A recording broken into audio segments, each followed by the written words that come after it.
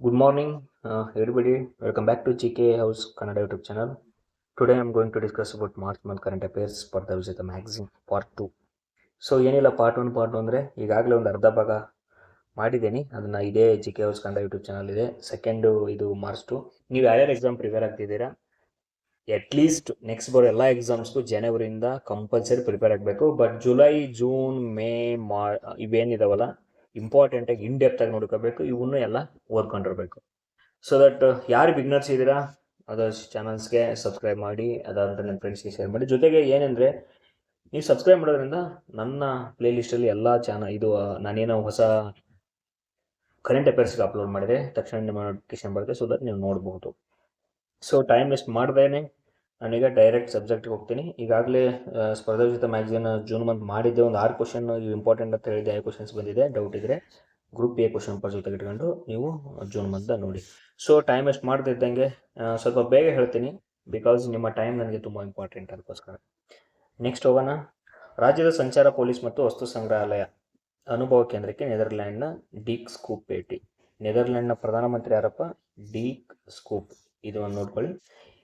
ನಾವೇನಂತೀವಿ ಅಂದರೆ, ನಮ್ಮ Bengaluru infantry road near to Vidhana Soudha ಒಂದು ಟ್ರಾಫಿಕ್ TMC ಅಂತ ಇದೆ, ಟ್ರಾಫಿಕ್ ಮ್ಯಾನೇಜ್ಮೆಂಟ್ ಸೆಂಟರ್, ರಸ್ತೆ ಸಂಚಾರ ನಿರ್ವಹಣಾ ಕೇಂದ್ರ, TMC ಅಂತ ಹೇಳಿದ್ರೆ ಗೊತ್ತಾಗುತ್ತೆ ಬೆಂಗಳೂರಲ್ಲಿ. ಸೊ ಅಲ್ಲಿಗೆ ಇವರು ನೆದರ್ಲ್ಯಾಂಡ್ ಪ್ರಧಾನಿ ಭೇಟಿ ನೀಡಿದ್ದಾರೆ.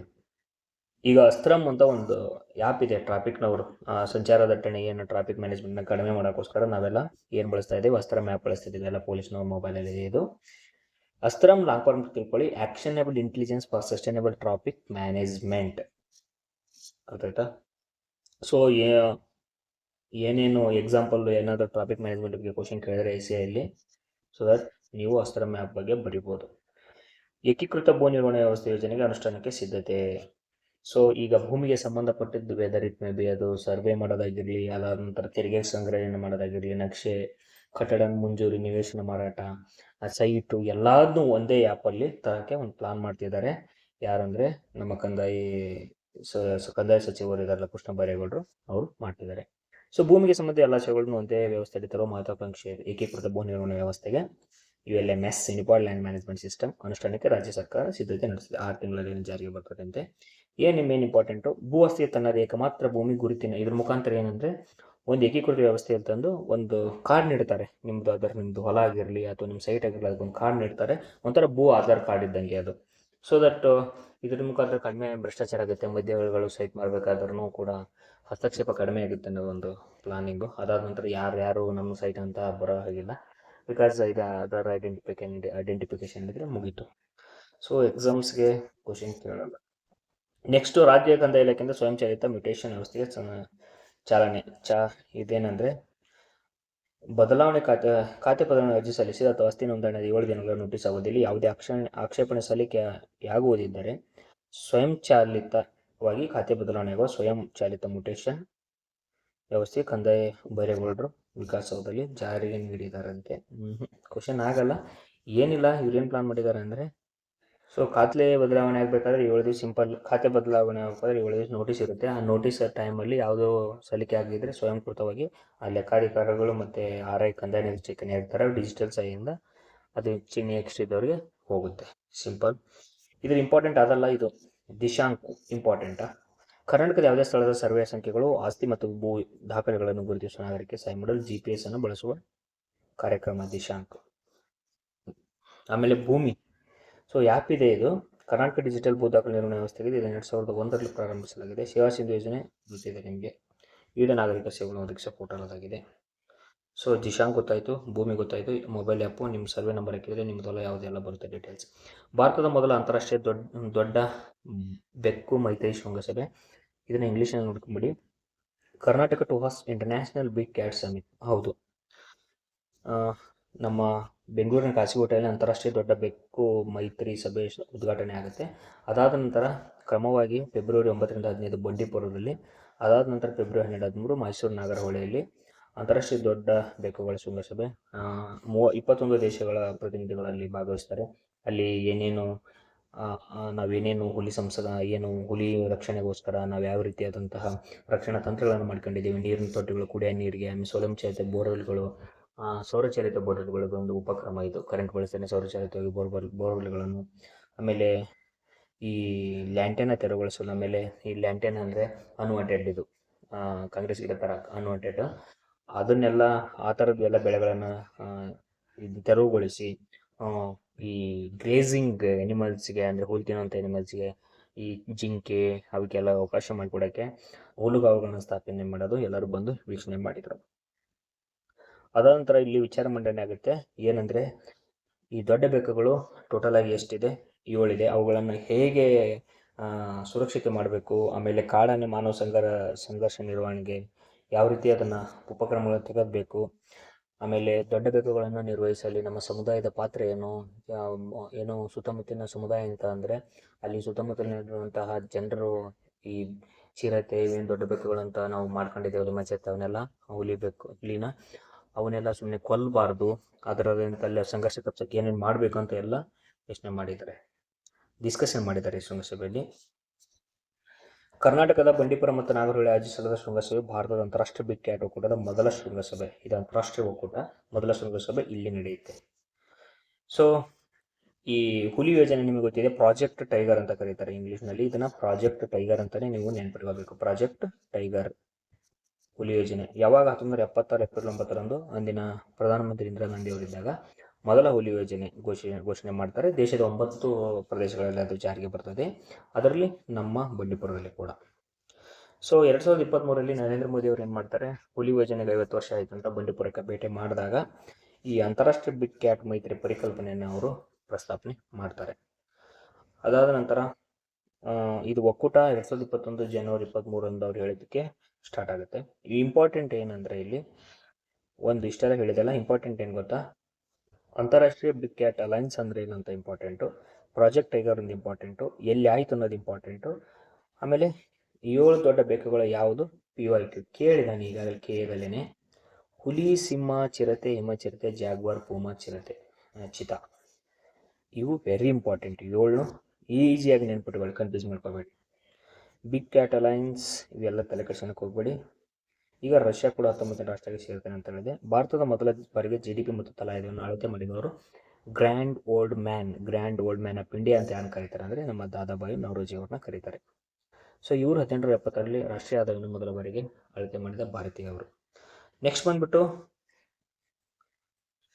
ಈ ಜಾಸ್ತಿ ತಲೆ ಕೆಡಿಸ್ಕೊಳ್ಳೋಕೆ ಹೋಗಬೇಡಿ. ಈ ಮಹಾರಾಷ್ಟ್ರ ಮತ್ತು ಗೋವಾ ಬಾರ್ ಕೌನ್ಸಿಲ್, ಅವೇನು ಬಾರ್ ಕೌನ್ಸಿಲ್ ಅಂದರೆ ಏನಿಲ್ಲ, ವಕೀಲರ ಸಂಘಗಳು ಏನು ಸೇರ್ಕೊಂಡ್ಬಿಟ್ಟು ಭಾರತದ ಮೊದಲ ಭಾರತ ರತ್ನ ಡಾಕ್ಟರ್ ಅಂಬೇಡ್ಕರ್ ಅವರ ವಕೀಲ ತರಬೇತಿ ಸಂಶೋಧನಾ ಕೇಂದ್ರ ಉದ್ಘಾಟನೆ ಮಾಡ್ತಾರೆ. ಇದು ಭಾರತದಲ್ಲಿ ಮೊದಲ ಬಾರಿಗೆ ಈ ಲಾಯರ್ ಏನಿದೆಯಲ್ಲ ಸಂಶೋಧನೆ ಮಾಡೋಕ್ಕೋಸ್ಕರ.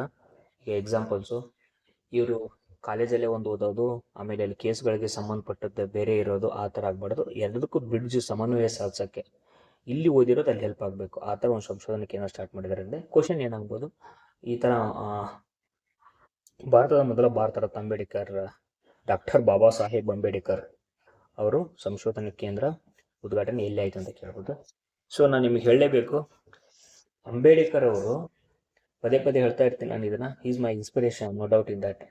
ಮೀಸಲಾತಿ ಅದನ್ನು ಹೋರಾಡಿದರು ದಲಿತ ಸಮುದಾಯಗಳಿಗೆ ಒಂದು ಕಡೆ, ಇನ್ನೊಂದು ಅದಕ್ಕಿಂತ ಇರ್ರೆಸ್ಪೆಕ್ಟಿವ್ ಆಫ್ ದ ಕ್ಯಾಸ್ಟ್, ನೀವು ಯಾವುದೇ ಕ್ಯಾಸ್ಟ್ ಆಗಿರಲಿ, ಅದಕ್ಕೆ ಇವ್ರು ಇನ್ಸ್ಪಿರೇಷನ್ ಅಂದ್ರೆ ಅತಿ ಹೆಚ್ಚು ಅಧ್ಯಯನ ಮಾಡ್ತಾರೆ. ಪ್ರತಿ ದಿವಸಕ್ಕೆ 18 ತಾಸುಗಳಿಗಿಂತ ಜಾಸ್ತಿ ಅಧ್ಯಯನ ಮಾಡಿದವರು ಪ್ರಾಕ್ಟಿಕಲ್ ಆಗಿ ಇವ್ರದ್ದು ಬರೆದಿಟ್ಟಿದ್ದಾರೆ, ಇವರು ಮಾಡಿದ್ದಾರೆ. ಅದಕ್ಕೆ ಇವರು ಇನ್ಸ್ಪಿರೇಷನ್. ಕುತ್ಕೊಂಡ್ರೆ ಚೇರ್ ಮೇಲೆ 6 ತಾಸಾದರೂ ಚೇರ್ ಮೇಲೆ ಹೇಳ್ತಿರಂತೆ. ಎಷ್ಟೋ ಸಮಯ ಲೈಬ್ರರಿಯನ್ನು ಇವ್ರನ್ನ ಮನೆಗೆ ಸಹ ಟೈಮ್ ಆಗಿದೆ ಅಂತ ಕಳಿಸ್ತಿದ್ರಂತೆ. ಅದಕ್ಕೆ ಅವ್ರ ಇನ್ಸ್ಪಿರೇಷನ್ ಆಗ್ಬೇಕು. Is my inspiration for reading. ನಾವೇನೋ ಓದಾಗಿ ಇನ್ಸ್ಪಿರೇಷನ್ 15 ತಾಸು ಓದ್ತೀವಿ ಅಂದರೆ ಅಂಬೇಡ್ಕರ್ ಅವರ ಇನ್ಸ್ಪಿರೇಷನ್. ಆಮೇಲೆ ದೇಶದ ಮೊದಲ ಮ್ಯೂಸಿಕಲ್ ರಸ್ತೆ. ಸೊ ನಾನು ಯಾಕೆ ಇದನ್ನು ಆಡು ಭಾಷೆಯಲ್ಲಿ ಹೇಳ್ತೀನಿ, ಸೊ ದೇಶದ ಮೊದಲ ಮ್ಯೂಸಿಕಲ್ ರಸ್ತೆ ಮುಂಬೈ ಅಂತ ಹೇಳಲ್ಲ ಅಂದರೆ ನಿಮಗೆ ನಿಮ್ಮ ಭಾಷೆಯಲ್ಲಿ ಓದೋಕೆ ಅರ್ಥ ಆಗಲಿ ಅಂತ ಆಡು ಭಾಷೆಯಲ್ಲಿ ಹೇಳ್ತಾ ಇದ್ದೀನಿ. ಏನಂದರೆ ದೇಶದ ಮೊದಲ ಮ್ಯೂಸಿಕಲ್ ರಸ್ತೆ ಮುಂಬೈ. ಇವ್ರು ಏನು ಮಾಡಿದ್ದಾರೆ ಅಂದರೆ, ಏನು ಯೂಸ್ ಸರ್, ಇವರು ಯಾವ ಥರ ಸೆಟ್ ಮಾಡಿದ್ದಾರೆ ಅಂದರೆ, ಎಲ್ಲಿ ಅಂತ ಮೊದಲು ನೋಡ್ಕೊಂಬಿಡಿ. ವಾಣಿಜ್ಯ ರಾಜಧಾನಿ ಮುಂಬೈ, ಮ್ಯಾಂಚೆಸ್ಟರ್ ಆಫ್ ಇಂಡಿಯಾ ಅಂತ ಕರೀತಾರೆ ಮುಂಬೈನ. ಛತ್ರಪತಿ ಸಂಭಾಜಿ ಮಹಾರಾಜ್ ಕರಾವಳಿ ರಸ್ತೆಯಲ್ಲಿ ದೇಶದ ಮೊದಲ ಮ್ಯೂಸಿಕಲ್ ರಸ್ತೆ ಮಹಾರಾಷ್ಟ್ರ ಮುಖ್ಯಮಂತ್ರಿ ದೇವೇಂದ್ರ ಫಡ್ನವೀಸ್ ಅವರು ಉದ್ಘಾಟಿಸಿದರು. ಸೊ ಇವ್ರು ಏನು ಮಾಡಿದ್ದಾರೆ ಅಂದರೆ, ಮುಂಬೈನ ಛತ್ರಪತಿ ಕರಾವಳಿ ಕೋಸ್ಟಲ್ ಲೈನ್ ಹೆದ್ದಾರಿ ಅಮಾಸಮ್ ಗಾರ್ಡನ್ ಮತ್ತು ಬ್ರಿಡ್ಜ್ ಕ್ಯಾಂಡಿ ನಡುವಿನ ಸುಮಾರು 500 ಮೀಟರ್ ಉದ್ದದ ಸಂಗೀತ ರಸ್ತೆಯನ್ನಾಗಿ ಪರಿವರ್ತಿಸಿದ್ದಾರೆ. ಏನಂದರೆ ಅತ್ಯಾಧುನಿಕ ಹಂಗೇರಿ ತಂತ್ರಜ್ಞಾನ ಬಳಸಿ, ಯಾವ ದೇಶದ್ದು ಹಂಗೇರಿ ತಂತ್ರಜ್ಞಾನ ಬಳಸಿ ರಸ್ತೆ ಮೇಲೆ ವಿಶೇಷ ಮ್ಯೂಸಿಕಲ್ ರಿಬ್ಸ್ ಅಳವಡಿಸ್ಯಾರ. ಈಗ ಹೆಂಗೆ ಈ ಥರ ರಿಬ್ಸ್ ಅಳವಡಿಸ್ಯಾರಂತ ಒಂದು ರಸ್ತೆ ಮೇಲೆ ಇದರಲ್ಲಿ ನೋಡಿ ರಿಬ್ಸ್ ಅಳವಡಿಸಿದಾರಂತೆ. ಇಲ್ಲಿ ನಿಮ್ಮ ಗಾಡಿಗೆ ಎಂಟ್ರಿ ಆದ ತಕ್ಷಣವೇ ಸೌಂಡ್ ಬರ್ತೈತೆ, ಒಂದು ಸಾಂಗ್ ಬರುತ್ತಂತೆ. ಜೈ ಹೋ, ನಿಮಗೆ ಸ್ಲಮ್ ಡಾಗ್ ಮಿಲಿಯನೇರ್ ಎಕ್ಸಾಮ್ಸ್ ಮುಗಿದ ಮೇಲೆ ನೋಡಿ, ಚೆನ್ನಾಗಿದೆ ಮೂವಿ ಇದು ಸ್ಲಮ್ ಡಾಗ್ ಮಿಲಿಯನೇರು. ಅದರಲ್ಲಿ ಜೈ ಹೋ ಹಾಡ್ ಅಂತ ಬರುತ್ತೆ, ಜೈ ಹೋ. ಇಲ್ಲಿ ಎಂಟ್ರಿ ಕೊಟ್ಟ ತಕ್ಷಣವೇ ನಿಮ್ಮ ವೆಹಿಕಲ್ಲು 60ರಿಂದ 80 ವೇಗದಲ್ಲಿ ಸಾಗಿದಾಗ ಮತ್ತು ರಸ್ತೆ ನಡುವಿನ ಘರ್ಷಣೆ ಕಂಪನ ಉಂಟು ಮಾಡುತ್ತದೆ. ಸೊ ಇಲ್ಲಿ 60ರಿಂದ 80 ಹೋದಾಗ ಮಾತ್ರ ನಿಮಗೆ ಕರೆಕ್ಟಾಗಿ ಸ್ಲಮ್ ಡಾಗ್ ಸಾಂಗ್ ಕೇಳಿಸುತ್ತೆ. ನೀವು 80ರ ಮೇಲಿದ್ದರೂ 60 ಒಳಗಿದ್ರು ಕೇಳಿಸಲ್ಲ. ಸೊ ಇದ್ರ ಉದ್ದೇಶ ಏನಪ್ಪ ಅಂದರೆ, ಒಂದು ಸಾಂಗ್ದು ಎದಕ್ಕಂದರೆ ಆ ಸ್ಪೀಡ್ನ ಮೇಂಟೈನ್ ಮಾಡ್ತಿರ್ತಿರಲ್ಲ, ಸ್ಪೀಡ್ ಮೇಂಟೈನ್ ಮಾಡಲಿ, ರಸ್ತೆ ಅಪಘಾತಗಳು ಕಡಿಮೆ ಆಗಬೇಕು, ಈ ಥರ ಒಂದು ಉದ್ದೇಶದಿಂದ ಮಾಡಿದ್ದಾರೆ. ಮಹಾರಾಷ್ಟ್ರದ ಸೌಂದಲ ಗ್ರಾಮ ಜಾತಿ ಮುಕ್ತ. ಸೊ ಈ ಮಹಾರಾಷ್ಟ್ರದ ಗ್ರಾಮ ಪಂಚಾಯತಿಯಲ್ಲಿ ಸೌಂದಲ ಗ್ರಾಮ, ನಾವು ಯಾವುದೇ ಜಾತಿ ಆಚರಣೆಗಳನ್ನು ನಾವು ಮಾಡಲ್ಲ ಅಂತ ಹೇಳಿ ಜಾತಿ ಮುಕ್ತ ಗ್ರಾಮಗಳನ್ನು ಮಾಡಿದ್ದಾರೆ. ಸೊ ಇದು ಜಾತಿ ಮುಕ್ತ ಗ್ರಾಮ, ನೆನ್ಪಿಟ್ಕೊಳ್ಳಿ, ಎಕ್ಸಾಮ್ಸಲ್ಲಿ ಬರೀ. 1931 ರಾಷ್ಟ್ರೀಯ ಆಯೋಗವನ್ನು ವೈಜ್ಞಾನಿಕ ಅಳತೆ ಮಾಡುವ ವಿಧಾನ ಪರಿಚಯಿಸಿದರು GVK ಅರ್ವಿ ರಾವ್ ಅಂತ. ಭಾರತ ಸರ್ಕಾರ PC ಮಹಾನಂದೋಬಿಸ್ ರವರ ಅಧ್ಯಕ್ಷತೆಯಲ್ಲಿ ರಾಷ್ಟ್ರೀಯ ವರಮಾನ ಸಮಿತಿ 1940 ರಚಿಸ್ತೈತಿ. ಸೊ ದಟ್ ನಮ್ಮ ಪಂಚವಾರ್ಷಿಕ ಯೋಜನೆಗಳು ಕೂಡ ಇದರ ಆಧಾರದ ಮೇಲೆ ಬರುತ್ತೆ ಮುಂದೆ. ನೆಕ್ಸ್ಟು ಮಹಾರಾಷ್ಟ್ರ ಏನು ಮಾಡ್ತಾ ಇದ್ದಂತೆ, ಆಯುಷ್ ರೈತರನ್ನು ಉದ್ದೇಶಿಸಿ ರಾಷ್ಟ್ರೀಯ ಆರೋಗ್ಯ ಮೇಳ 2026. ಆಯುಷ್ ಅಖಿಲ ಭಾರತ ಆಯುರ್ವೇದ ಕಾಂಗ್ರೆಸ್ ಆಯೋಗದಿಂದ ಮಹಾರಾಷ್ಟ್ರದ ಬುಲ್ದಾನ್ ಜಿಲ್ಲೆಯಲ್ಲಿ ಶೇಂಗಾವ್ನಲ್ಲಿ ರಾಷ್ಟ್ರೀಯ ಆರೋಗ್ಯ ಮೇಳ ಮಾಡ್ತಾರಂತೆ. ಇದನ್ನು ನಮ್ಮ ರಾಷ್ಟ್ರಪತಿ ಅವರಂದರೆ ದ್ರೌಪದಿ ಮುರ್ಮು ಅವರು ಉದ್ಘಾಟನೆ ಮಾಡ್ತಾರಂತೆ. ಇದ್ರದ್ದು ಉದ್ದೇಶ ಏನಂದರೆ ಸಿಂಪಲ್, ಆಯುಷ್ ಮೇಳ ಎಲ್ಲಿ ನಡೀತಾ ಅಂತ, ರಾಷ್ಟ್ರೀಯ ಆಯುಷ್ ಮೇಳ ಎಲ್ಲಿ ನಡೀತಾ ಅಂತ ಮಹಾರಾಷ್ಟ್ರದಲ್ಲಿ ನಡೀತು. ಆಯುಷ್ ಮೇಳ ಅಂದರೆ ಏನು ಉದ್ದೇಶ ಇರುತ್ತೆ, ಔಷಧಿ ಪದ್ಧತಿಗಳನ್ನು, ಸಸ್ಯ ಕೃಷಿ ಅರಣ್ಯೀಕರಣ ಮೂಲಕ ಪ್ರಸ್ತರಿಗೆ ಜೀವನ ಉಪಾಯದ ಅವಕಾಶಗಳನ್ನು ಸೃಷ್ಟಿಸುವ ಗುರಿಯನ್ನು ಹೊಂದಿದೆ. ಸೊ ದಟ್ ಆಯುಷ್ ಸಚಿವಾಲಯ ಏನಿದೆ, ಆಯುಷಲ್ಲಿ ಬರುವಂತಹ ಈ ಔಷಧಿ ಸಸ್ಯಗಳು ಏನಿದಾವೋ ಅವನ್ನ ಪ್ರಮೋಟ್ ಮಾಡೋಕ್ಕೋಸ್ಕರ ಇದನ್ನ ಮಾಡಿದ್ದಾರೆ. ನೆಕ್ಸ್ಟು ಮಧ್ಯಪ್ರದೇಶ್ ಭವಂತರ ಯೋಜನೆಯನ್ನು ಸಾಸಿವೆ ರೈತರಿಗೆ ವಿಸ್ತರಿಸಿದ ಮಧ್ಯಪ್ರದೇಶ ಸರ್ಕಾರ. ನೋಡಿ, ಮಧ್ಯಪ್ರದೇಶ ಮುಖ್ಯಮಂತ್ರಿ ಖರೀದಿ ಬೆಲೆ ಮತ್ತು ಇದೈತೆ ಭಾವಂತರ್ ಅಂದರೆ ಭವ ಅಂದರೆ ಬೆಲೆ, ಅಂತರ ವ್ಯತ್ಯಾಸ, ಬೆಲೆ ವ್ಯತ್ಯಾಸ, ಇದರ ಅರ್ಥ ಇಂಪಾರ್ಟೆಂಟ್ ಇದೆ. ಯಾವ ರಾಜ್ಯ? ಮಧ್ಯಪ್ರದೇಶ. ಏನಂದರೆ ಈಗ ಇದು ಯಾವ ಥರ ಅಂತ ನಾನು ನಿಮ್ಗೆ ಹೇಳ್ಕೊಡ್ತೀನಿ. ಮೇನ್ ಇಂಪಾರ್ಟೆಂಟ್ ಆಗಿ ಈಗ ಸರ್ಕಾರ MSP ಅಂತ ಮಾಡಿದೆ, ಮಿನಿಮಮ್ ಸಪೋರ್ಟ್ ಪ್ರೈಸ್ ಅಂತ, ಇಷ್ಟು ಮಿನಿಮಮ್ ತಗೊಳ್ಲೇಬೇಕಂತ. ಸೊ ಇದೇನು ಮಾಡುತ್ತೆ, ಸರ್ಕಾರ ತೊಗೊಂಡ್ಬಿಟ್ಟು ಒಂದು 5,000 ಬೆಲೆ ಇರುತ್ತಾನಪ್ಪ. ಇದು ಏನು ಮಾಡ್ತದೆ ಅಂದರೆ 5,000 ಬೆಲೆ ಮಿನಿಮಮ್ ಸಪೋರ್ಟ್ ಪ್ರೈಸಿಂದ ಅಷ್ಟಕ್ಕೆ ತೊಗೊಂಡ್ಬಿಟ್ಟು ಗೋದಾಮ್ಗಳಲ್ಲಿ ಸಂಗ್ರಹಣ ಮಾಡ್ತದೆ. ಸೊ ಅದಕ್ಕೆ ಗೋದಾಮ್ ಬೇಕು, ಎಲ್ಲ ಬೇಕು. ಅದಕ್ಕೋಸ್ಕರ ಅದೇನು ಮಾಡ್ತಾ ಇದೆ ಅಂದರೆ ಸರ್ಕಾರ ಈ ಸಾಸಿವೆಗೆ ಇದು ಒಳ್ಳೆಯದು. ಇಲ್ಲಿ ನೋಡಿ 5,000 ನಿಗದಿಪಡಿಸುತ್ತೆ. ರೈತ ಮಾರುಕಟ್ಟೆಯಲ್ಲಿ ಸಾಸಿವೆ ಕಡಿಮೆ ಬೆಲೆಗೆ ಉದಾಹರಣೆ. ಈಗ ಅಲ್ಲಿ ಯಾರೋ ಒಬ್ಬರು ನಿಮ್ಮ ಈಗ ಎಕ್ಸಾಂಪಲ್ ನಮ್ಮ ಹಾವೇರಿ ಅವರಾದರೆ ಏನು ಮಾಡ್ತಿರ್ತಾರೆ ಅಂದರೆ ಈ ದಲಾಲಿ ಅಂಗಡಿಗೆಲ್ಲ ಮಾಡ್ತಾರೆ. ಈಗ ನಿಮ್ಮದು ಒಂದು ಸಾಸಿವೆ ಏನಂತ ತಗೊಳ್ಳಿ, 1 ಕ್ವಿಂಟಲ್ಗೆ 5,000 ಹೋಗ್ತಿರುತ್ತೆ. ಬಟ್ ಅಲ್ಲಿ ದಲಾಲಿ ಅಂಗಡಿ ಇಲ್ಲಪ್ಪ, ರೇಟ್ ಮುಗಿದೋಗಿದೆ, ಈ 5,000 ಏನಿದೆ MSP ಅಂದರೆ ಸರ್ಕಾರಕ್ಕೆ ಇಷ್ಟು ಪ್ರೈಸ್ ಇದೆ, ಸರ್ಕಾರ ಡಿಸೈಡ್ ಮಾಡಿಬಿಡುತ್ತೆ ಮಿನಿಮಮ್ ಸಪೋರ್ಟ್ ಪ್ರೈಸ್ನ 5,000. ಸೊ ಅದರಲ್ಲಿ ಏನು ಹೇಳುತ್ತೆ, 5,000ಕ್ಕೆ ಇರುತ್ತೆ. ಬಟ್ ಅಲ್ಲಿ ನಿಮ್ಮ ದಲಾಲಿ ಅಂಗಡಿ ಹೋಗ್ತೀರಾ, ಅವ್ರು ಏನು ಹೇಳ್ತಾರೆ, 4,200 ಪ್ರೈಸ್ ಇದೆ, ಅಷ್ಟೇ ಅಪ್ಪನ ತಗೊಳ್ಳೋದು ಅಂತ ಹೇಳ್ತಾರೆ. ಇನ್ನು ಮಿನಿಮಮ್ ಸಪೋರ್ಟ್ ಪ್ರೈಸ್ಗಿಂತ 800 ರೂಪಾಯಿ ಲಾಸ್ ಆಗುತ್ತೆ. ಆ ಲಾಸ್ ಆಗುತ್ತಲ್ಲ, ಆ ಲಾಸ್ನ ಗೋರ್ಮೆಂಟೇ ಕೊಡುತ್ತೆ. ಅದು direct DBT, direct benefit transfer ನಿಮ್ಮ ಖಾತೆಗೆ ಹಾಕುತ್ತೆ. ಸೊ ಇದೇ ಯೋಜನೆ ಭಾವಂತ, ತಲೆ ಕೆಡಿಸ್ಕೊಬಾರ ಜಾಸ್ತಿ. ಅದರಿಂದ ಏನಾಗುತ್ತಪ್ಪ ಅಂದರೆ ಅಲ್ಲಿ ಏನು ಈ ಪ್ರೈಸ್ ತಗೊಂತಾರಲ್ಲ, ಇಲ್ಲಿ ಕಾಂಪಿಟೇಷನ್ ಜಾಸ್ತಿ ಆಗುತ್ತೆ, ನಾ ತೊಗೋಬೇಕು ನೀ ತೊಗೋಬೇಕು ಅಂತ, ಕಡಿಮೆ ಪ್ರೈಸ್ ಇರೋದ್ರಿಂದ. ಜೊತೆಗೆ ಇನ್ನೊಂದು ಏನಾಗುತ್ತೆ ಅಂದರೆ ಸರ್ಕಾರ ಗೋದಾಮ್ ಸಂಗ್ರಹಣೆಯಲ್ಲಿ ಇಟ್ಟು ಅದನ್ನೆಲ್ಲ ಸಂಸ್ಕರಣೆ ಮಾಡೋದಕ್ಕೆ ವೆಚ್ಚನೂ ಉಳಿಯುತ್ತೆ. ನೆಕ್ಸ್ಟು ಪ್ರಥಮ ರಾಷ್ಟ್ರೀಯ ದಿವ್ಯಾಂಗ ಜನರ ಕ್ರಿಕೆಟ್ ಉತ್ಸವ ಭೋಪಾಲ್ನಲ್ಲಾಗಿದೆ ಅಂತೆ, ಅಷ್ಟೇ ಅದು. ನೆಕ್ಸ್ಟು ಈಶಾನ್ಯ ಪ್ರದೇಶದ ಮೊದಲ ತುರ್ತು ಲ್ಯಾಂಡಿಂಗ್ ಸೌಲಭ್ಯ ನಿಮ್ಗೆ ಈಗಾಗಲೇ ಗೊತ್ತಿದೆ. ತುರ್ತು ಲ್ಯಾಂಡಿಂಗ್ ಸೌಲಭ್ಯನ ಭಾರತದ ಪ್ರಧಾನಿ ನರೇಂದ್ರ ಮೋದಿಯವರು ಎಲ್ಲ ಕಡೆ ಮಾಡ್ತಿದ್ದಾರೆ. ಮೊದಲು ಎಲ್ಲಿ ಮಾಡಿದರು, ರಾಜಸ್ಥಾನದಲ್ಲಿ ಮಾಡಿದ್ರು ತುರ್ತು ಲ್ಯಾಂಡಿಂಗ್. ಈಶಾನ್ಯದಲ್ಲಿ ಇದು ಮೊದಲನೇ ಬಾರಿಗೆ ಅಂತ ನೋಡಪ್ಪ. ಅಸ್ಸಾಂನ ದಿಬ್ರುಗಢ ಜಿಲ್ಲೆಯ ರಾಷ್ಟ್ರೀಯ ಹೆದ್ದಾರಿ ಪಕ್ಕದಲ್ಲಿ ಮೊರೇನ್ ಬೈಪಾಸ್ನಲ್ಲಿ ತುರ್ತು ಲ್ಯಾಂಡಿಂಗ್ ಸೌಲಭ್ಯನ ಪ್ರಧಾನಿ ನರೇಂದ್ರ ಮೋದಿ ಅವರು ಮಾಡಿದರಂತೆ. C-130G ಅವರೇ ಬಂದು ಇಳಿದು ಉದ್ಘಾಟನೆ ಮಾಡ್ತಾರಂತೆ. ಸೊ ದಟ್ ಅವರೇ ಬಂದು ಹೇಳಿದ್ರಿಂದ ಏನಾಗುತ್ತೆ ಅಂದರೆ ಅಲ್ಲಿಗೇನು ಸೆಕ್ಯೂರಿಟಿ ಜಾಸ್ತಿ ಆಗುತ್ತೆ. ಲೈಕ್ ಹೆಂಗೆ ಅಂದರೆ ನಂಬಿಕೆ ಬರುತ್ತೆ, ಜನರಿಗೆ ವಿಶ್ವಾಸಾರ್ಹತೆ ಬರುತ್ತೆ ಅದ್ರ ಮೇಲೆ. ಸೊ ಅವರೇ ಬಂದು ಹೇಳ್ತಾರೆ. ಆಮೇಲೆ ಅಲ್ಲಿಂದನೇ ಇವರು ದಿಬ್ಬಗಂಧ ಗುವಾಹಟಿಗೆ ಪ್ರಯಾಣ ಬೆಳೆಸ್ತಾರೆ. ಈಶಾನ್ಯ ಭಾರತದ ಮೊದಲನೇದು ಅಷ್ಟೇ, ಎಲ್ಲ ಓದ್ಕೊಂತ ಕೂತ್ಕೊಳ್ಳೋಕೆ ಟೈಮ್ ಇಲ್ಲ. ಅದಾದ ನಾನು ನಿಮ್ಗೆ ಹೇಳಿದೆ 2021ರಲ್ಲಿ ರಾಜಸ್ಥಾನದ ಬಾಡ್ಮೇರ್ ಜಿಲ್ಲೆಯಲ್ಲಿ ದೇಶದ ಮೊದಲ ELF ಅನ್ನು ಉದ್ಘಾಟಿಸಲಾಯಿತು. ELF ಅಂದ್ರೆ ಏನು? Emergency landing facility. ಸರ್ ಯಾಕೆ ಸರ್ ಇದನ್ನು ಮಾಡ್ತಿದ್ದಾರೆ ಅಂತ ನೀವು ಕ್ವಶನ್ನ ಕೇಳ್ಬೋದು. ಯಾಕೆ ಅಂದರೆ ಎಕ್ಸಾಂಪಲ್ಲು ಈ ನಾರ್ತ್ ಈಸ್ಟಲ್ಲೆಲ್ಲ ಚಿಕನ್ ನೆಕ್ಕೆಲ್ಲ ಇದೆಯಲ್ಲ, ನಾರ್ತ್ ಈಸ್ಟಲ್ಲಿ ಸೆವೆನ್ ಸ್ಟೇಟ್ಸ್ ಇದೆಯಲ್ಲ, ಅಲ್ಲೇನಾಗ್ತಿದೆ ಅಂದರೆ ಚೀನಾ ಇದೆ ಅಲ್ಲಿ ಬಾರ್ಡ್ರಲ್ಲಿ, ಅದಂತರ ಬಾಂಗ್ಲಾದೇಶ ಇದೆ, ನೇಪಾಳ ಇದೆ, ಅಲ್ಲೆಲ್ಲ ಏನು ಮಾಡ್ತಿದ್ದಾರೆ ಅಂದರೆ ಏನಾದರೂ ನಮ್ಮ ಯುದ್ಧ ಆಯಿತು ಅಥವಾ ಏನಾದರೂ ನೆರೆಹಾವಳಿ ಆಯಿತು, ಅಲ್ಲಿ ಸಮುದ್ರದ ಏನಾದರೂ ಅಲ್ಲಿಂದ ನೆರೆಹಾವಳಿ ಆಗಿರಲಿ, ಆಮೇಲೆ ಬಿಸಿಗಾಳಿ ಸಮಥಿಂಗ್ ಏನೋ ನೈಸರ್ಗಿಕವಾಗಿ ಅಥವಾ ಮಾನವ ನಿರ್ಮಿತಿಯಿಂದ ಟೆರರಿಸ್ಟ್ ಅಟ್ಯಾಕ್ ಏನೇ ಆದರೆ ಸಡನ್ನಾಗಿ ಅಲ್ಲಿ ಇಳಿದು ಈ ಸಮಥಿಂಗ್ ಅದು ಏನಾದರೂ ಜನರಿಗೆ ಸಂಬಂಧಪಟ್ಟಂತೆ ಪ್ರವಾಹ ನೆರೆಹಾವಳಿ ಏನಾದರೆ ಅಲ್ಲಿ ಫಸ್ಟ್ ಏಡ್ ಎಲ್ಲ ಕೊಡೋಕ್ಕೆ ಸಾಧ್ಯತೆ ಇದೆ. ಪರಿಹಾರ ಉಪಕ್ರಮಗಳನ್ನು ಒದಗಿಸಾಗಿದೆ. ಯುದ್ಧ ಏನಾದರೂ ಬೇರೆ ದೇಶದಿಂದ ಅಲ್ಲಿ ಏನೋ ಸ್ಟಾರ್ಟ್ ಆಯಿತು ಅಂದರೆ ಡೈರೆಕ್ಟಾಗಿ ನಮ್ಮ ಸೈನಿಕರು ಇಳಿಯೋಕ್ಕೆ ಅನುಕೂಲ ಆಗುತ್ತೆ. ಇಷ್ಟ ಸಿಂಪಲ್. ಅದಾದ ನಂತರ ಇದು ಉಪೇಂದ್ರನಾಥ್ ಬ್ರಹ್ಮ ಟ್ರಸ್ಟ್ ಅವರು ಈ ಪ್ರಶಸ್ತಿಯನ್ನು ನೀಡ್ತಾರಂತೆ. ಯಾವುದದು ಅಂದರೆ ಭೂತಾನ್ನ ರಾಣಿ ಅವರಿಗೆ ಗ್ಯಾಲಿಯಂ ಆ್ಯಶಿ ದೊರ್ಜಿ ವಾಗ್ಮುಚ್ಚೆ ಅವರಿಗೆ ವಾಗ್ಚುಕೆ ಅಂತ ನೋಡಪ್ಪ, ಅವರಿಗೆ ಭಾರತೀಯ ಮಾನವೀಯ ಸೈನಿಕ ಪ್ರಶಸ್ತಿ ನೀಡ್ತಾರಂತೆ. ಅಸ್ಸಾಂನಿಂದ ಇದು ಅಸ್ಸಾಂ ಸರ್ಕಾರ ನೀಡಲ್ಲ, ಒಂದು ಉಪೇಂದ್ರನಾಥ ಬ್ರಹ್ಮ ಟ್ರಸ್ಟ್ನವರು ನೀಡ್ತಾರಂತೆ ಭೂತಾನ್ ರಾಣಿ ಅವರಿಗೆ. ಯಾವ ಪ್ರಶಸ್ತಿ ಯಾರು ನೀಡಿದ್ರು ಅಷ್ಟೇ, ತಲೆ ಕೆಡಿಸ್ಕೊಳ್ಳೋಕೆ ಹೋಗ್ಬಾರ್ದು. ಆಮೇಲೆ ಅಸ್ಸಾಂ ಪ್ರಾಂತೀಕರಣ ನಿರ್ವಹಣಾ ವ್ಯವಸ್ಥೆ ಪೋರ್ಟಲ್ ಬಿಡುಗಡೆ, ಇದೇನು ಇಂಪಾರ್ಟೆಂಟ್ ಅಲ್ಲ. ಬ್ರಹ್ಮಪುತ್ರ ನದಿಗೆ ನಿರ್ಮಿಸುವ ಕುಮಾರ ಭಾಸ್ಕರ ವರ್ಮ ಸೇತು ಉದ್ಘಾಟನೆ. ಏನಂದರೆ ಇದು ಹಾಗೆ ನೋಡ್ಕೊಳ್ಳಿ. ಇಲ್ಲಿ ಏನಂದರೆ ಗುವಾಹಟಿ ಮತ್ತು ಉತ್ತರ ಗುವಾಹಟಿ ನಡುವೆ ಸಂಪರ್ಕ ಕಲ್ಪಿಸಲು ಒಂದು ಗುವಾಹಟಿ ಯಾವುದಿದೆಪ್ಪ ಇದು ಅಸ್ಸಾಂ ರಾಜಧಾನಿ ಯಾವುದು? ಗುವಾಹಟಿ ಮತ್ತು ಉತ್ತರ ಗುವಾಹಟಿ ಎಕ್ಸಾಂಪಲ್ ಹಿಂಗೆ ಅಲ್ಲಿ ಒಂದು ಏನೋ ಸೇತುವೆ ಮಾಡಿದಾರಂತೆ. ಅದನ್ನು ಯಾವ ತಂತ್ರ ಉಪಯೋಗಿಸಿ ಮಾಡಿದ್ದಾರೆ ಅಂದರೆ ಎಕ್ಸ್ಟ್ರಾ ಡೋಸ್ಡ್ ಪ್ರೆಸ್ಟೆಡ್ ತಂತ್ರ. ಏನಂದರೆ ಇದು ಎಕ್ಸ್ಟ್ರಾ ಡೋಸ್ಡ್ ಪ್ರೆಸ್ಡ್ ಕಾಂಕ್ರೀಟ್ ಅಂದರೆ ಒಳಗೆ ಪೊಳ್ಳಾಗಿರು, ಇದು ನೋಡಿ ಇಲ್ಲಿ ನೋಡಿ ಒಳಗೆ ಪೊಳ್ಳಾಗಿರುವ ಪಟ್ಟಿಗೆ ಆಕಾರದಲ್ಲೂ ಕಾಂಕ್ರೀಟ್ ಮತ್ತು ಕೇಬಲ್ ಸಂಪರ್ಕವನ್ನು ಹೊಂದಿರುವ ಅತ್ಯಾಧುನಿಕ. ಯಾಕೆ ಮಾಡಿದ್ದಾರೆ ಅಂದರೆ ಅಲ್ಲಿ ಜಾಸ್ತಿ ಭೂಕಂಪ ಆಗ್ತಿರುತ್ತೆ, ಅದರಿಂದ ತಡೆಗಟ್ಟೋಕ್ಕೋಸ್ಕರ ಇದು ಮಾಡಿದ್ದಾರೆ.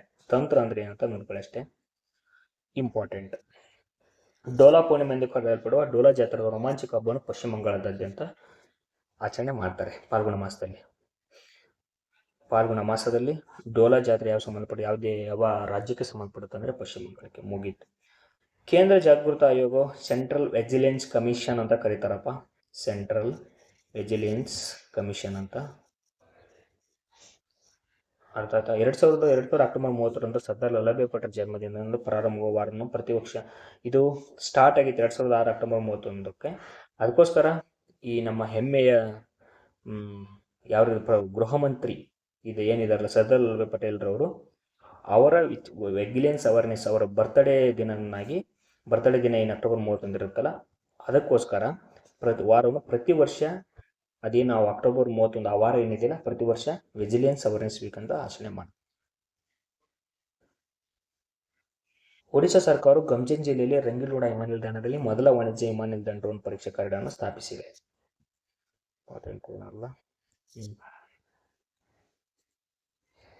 ತಮಿಳುನಾಡಿನ ಪಾಲಿಮೆಟಿಕ್ ಸೆಮಿಕಂಡಕ್ಟರ್ ಚಿಪ್ ತಯಾರಿಕೆ ಡಾರ್ಕ್ ಫ್ಯಾಕ್ಟರಿ.